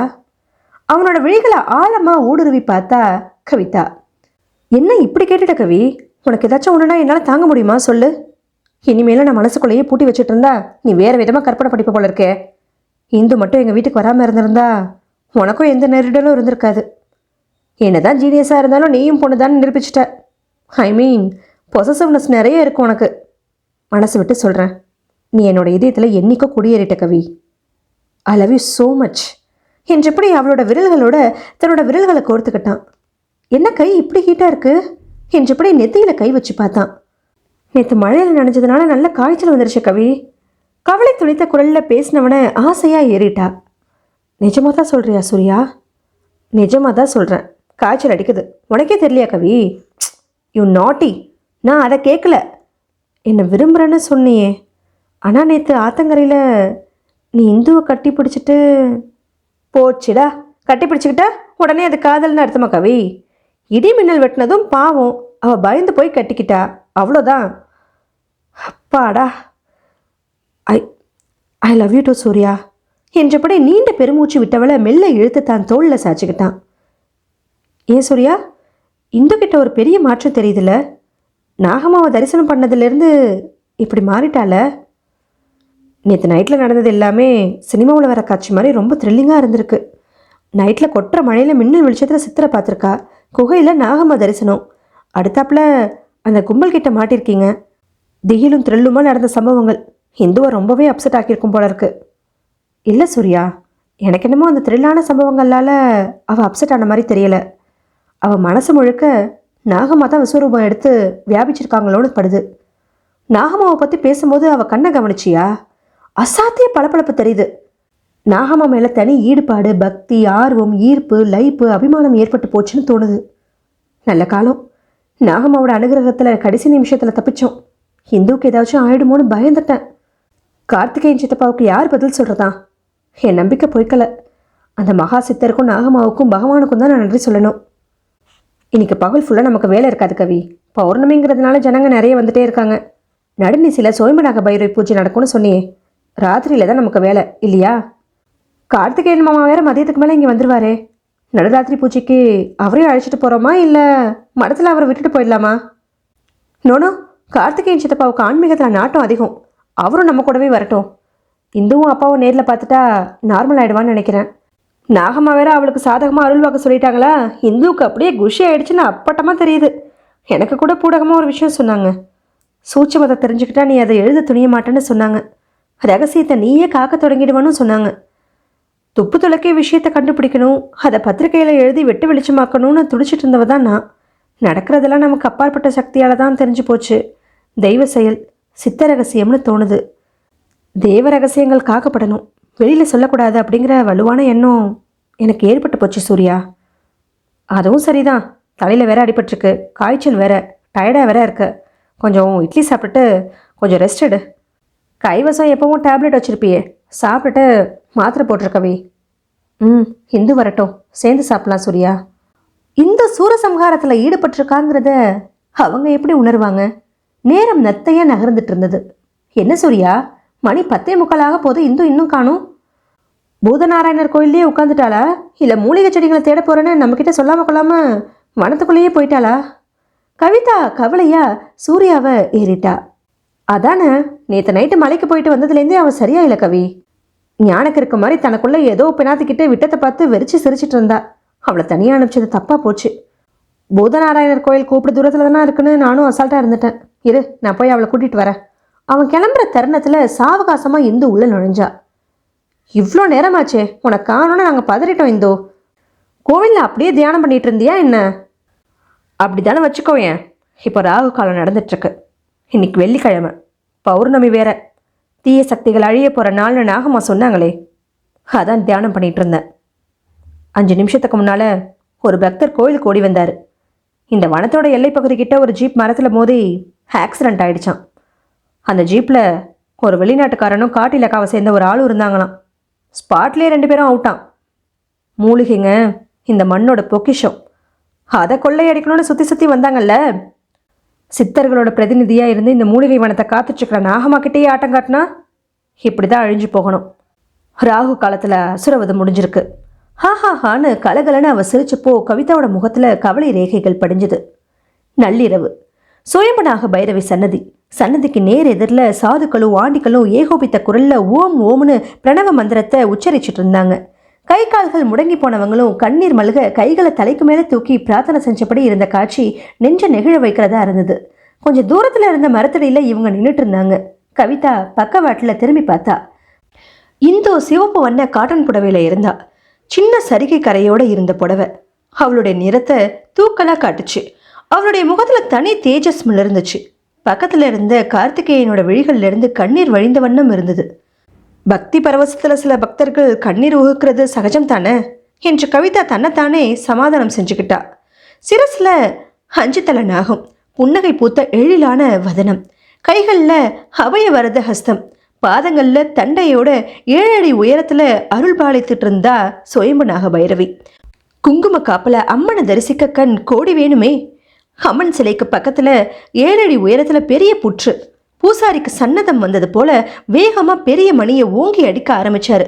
சொல்லி வச்சா போல எங்கிருந்தோ ஜடாமுடியோட நிறைய சாமியார்கள் சன்னதியில கூடுனாங்க. நடுநாயகமா நீல விழிகள் கொண்ட அதே கண்களுடைய மகா சித்தர் கால்கள்ல தண்டை ஒலிக்க நாகமா நடந்து வந்து கர்ப்ப கிரகத்துக்கு போய் ஆரத்தி காட்டினான். செவ்வரளி மலர்களை வாரி பைரவியோட பாதங்கள்ல தூவினான். ஓம் ஓம்னு எங்கும் ஓங்காரம் ஒலிச்சுது. சன்னதியோட பின்னால் இருந்த ஆலமரத்தோட விழுதுகளில் கட்டப்பட்டிருந்த சகுண்டி மணிகள் ஒரு சேர ஒலிச்சுது. பூஜை நேரத்தில் மிக சரியா விழுதுகள் ஆடி சகுண்டி மணிகள் ஒலிக்கிறத கண்டு ஸ்தம்பிச்சு போயிட்டான் சூர்யா. பூஜை முடிஞ்சதும் நடுநாயகமா இருந்த நீல விழிகளுடைய அதே கண்கள் கொண்ட சித்தரை பணிந்து வணங்கினா நாகம்மா. பதிலுக்கு அவரும் வணங்கினாரு. முன் மண்டபத்தை விட்டு இறங்கி ஆழ விருட்சத்தோட சேர்ந்து கோவில 3 முறை வலம் வந்தா. ஆலமரத்தோட இடது பக்கமா இருந்த குகை வாசல்ல நின்னா. விழிகள் விரிய திரும்பி பார்த்தா. வில்லில் இருந்து அம்பு புறப்பட்டது போல கவிதா பக்கத்துல மரத்தடியில நின்றுட்டு இருந்த இந்து பாய்ந்து ஓடுனா. நாகம்மாவோட எதிரில் நின்று புன்னகிச்சா. 4 நீல விழிகளும் கலந்துச்சு. சூர்யா, என்னது இது? இவன் ஏன் அங்க போனா? சித்தப்பா, மை காட், ஐயோ என்ன நடக்குதுங்க? நாமோட அடுத்த வாரிசா யார் வரப்போறாங்கன்னு ஆவலா பார்த்துட்டு இருக்க. இவ ஓடிட்டாளே, இவதான் வாரிசா? சித்தப்பா வாங்க, இந்துவை தடுக்கலாம். உங்களுக்கு இருக்கிறது ஒரே பொண்ணு சித்தப்பா. இதுக்கெல்லாம் நான் தானே காரணம். எனக்கு மனசாட்சி அறுக்குது. நினச்ச போய் தடுக்கிறேன். சட்டுன்னு அவளை இறுக பிடிச்சுக்கிட்டாரு கார்த்திகேயன். கவி, தெய்வ காரியம் நடக்கிறப்போ குறுக்கிடக்கூடாதுமா. நானே தைரியமா இருக்கேன் பாரு. யாருக்கு வாய்க்கும் இந்த கொடுப்பனை. லோக சேமத்துக்காக அவள் தன்னை தெய்வத்துக்கு அர்ப்பணிச்சிட்டா. இந்து ஆங்கிலோ இந்தியனா இருந்தாலும் இனி அவள் பக்தர்களால் போற்றப்படக்கூடிய யோகினியா இருப்பா. நாகம்மாவோட வாரிசா பலருக்கு அவள் நன்மை செய்ய போறா. குறைகளை தீர்த்து குணப்படுத்த போறா. அவளை மகளா நான் பெற்றதுக்கு ரொம்பவே பெருமைப்படுறேன். இனிமே இந்த மலையிலேயே தங்கி துறவி மாதிரி வாழ்நாளை கழிச்சிட போறேன். உன் மூலமா தான் எங்களுக்கு இவ்வளோ பெரிய பாக்கியம் கிடைச்சிருக்கு கவி. கவிதா வாயடிச்சு போய் திரும்பவும் எதிர பார்த்தா. தம் பாதங்கள்ல இருந்த தண்டையை கழற்றி இந்துவுக்கு மாட்டிவிட்டா நாகம்மா. தம் பாதங்கள்ல பணிந்தவளை வாரி தூக்கி உச்சி முகர்ந்தா. மறுகணமே குகையோட வாசல் அனிச்சையா திறந்தது. சாஷ்டாங்கமா விழுந்து பணிஞ்சு படுத்த வாக்குல பாம்பு போல நெளிஞ்சு ஊர்ந்து குகைக்குள்ள போயிட்டா. நாகம்மாவை தொடர்ந்து இந்துவும் சாஷ்டாங்கமா விழுந்தா. விழுந்து பணிந்தவ ஒரு கணம் இவர்களை நோக்கி புன்னகித்தா. மறுகணமே படுத்த வாக்குல நெளிந்து ஊர்ந்து குகைக்குள்ள நுழைய குகையோட வாசல் இறுக சாத்திக்குச்சு. பூசாரி குகை வாசல்ல மஞ்சளையும் குங்குமத்தையும் தீற்றலா சாற்றினப்போ ஓம் ஓமுங்கிற உரத்த குரல்ல உச்சரித்தபடி சாதுக்களும் சாமியார்களும் குகை வாசலை தொட்டு வணங்கி கோவில வலம் வந்தாங்க. கவிதா தேமனப்படி எதேச்சையா திரும்பினவ அதிர்ந்து போனா. கை கால் முடங்கி கிடந்தவங்களும் எழுந்து வலம் வந்துட்டு இருந்த காட்சி மேனியை புல்லரிக்க வச்சுது. புது நாகம்மா வந்ததும் விமோச்சனம் கிடைச்சிருச்சு போல என்ற சூர்யா முணுமுணுத்தான். வா, அம்மனை வணங்கலாம். சுயம்பனாக பைரவியோட சன்னதியை நெருங்கி கண்ணீர் மல்க உற்று பார்த்தா. அம்மனுக்கு வெள்ளிக்கண் மலர்கள் சாற்றப்பட்டிருந்தன. நடுவில் மட்டும் நீல நிற கற்கள் பதிக்கப்பட்டிருந்துச்சு. மனமுருக கண்ணீர் மல்க வேண்டினப்போ அம்மனோட முகத்துல ஒரு கணம் நாகம்மாவோட முகமும் மறுகணம் இந்துவோட முகமும் தோன்றி மறைஞ்சுது. உடல் ஜிவ்வனு புல்லரிக்க ஓம் ஓம்னு உச்சரித்தபடியே சாஷ்டாங்கமா விழுந்து பணிந்தா. சுடர் விளக்கோட ஒளியில அம்மனுடைய நீல விழிகள் கொண்ட அந்த கண்கள் ஜெகஜோதியா ஜொலித்தது. நாகம்மா முற்றும்.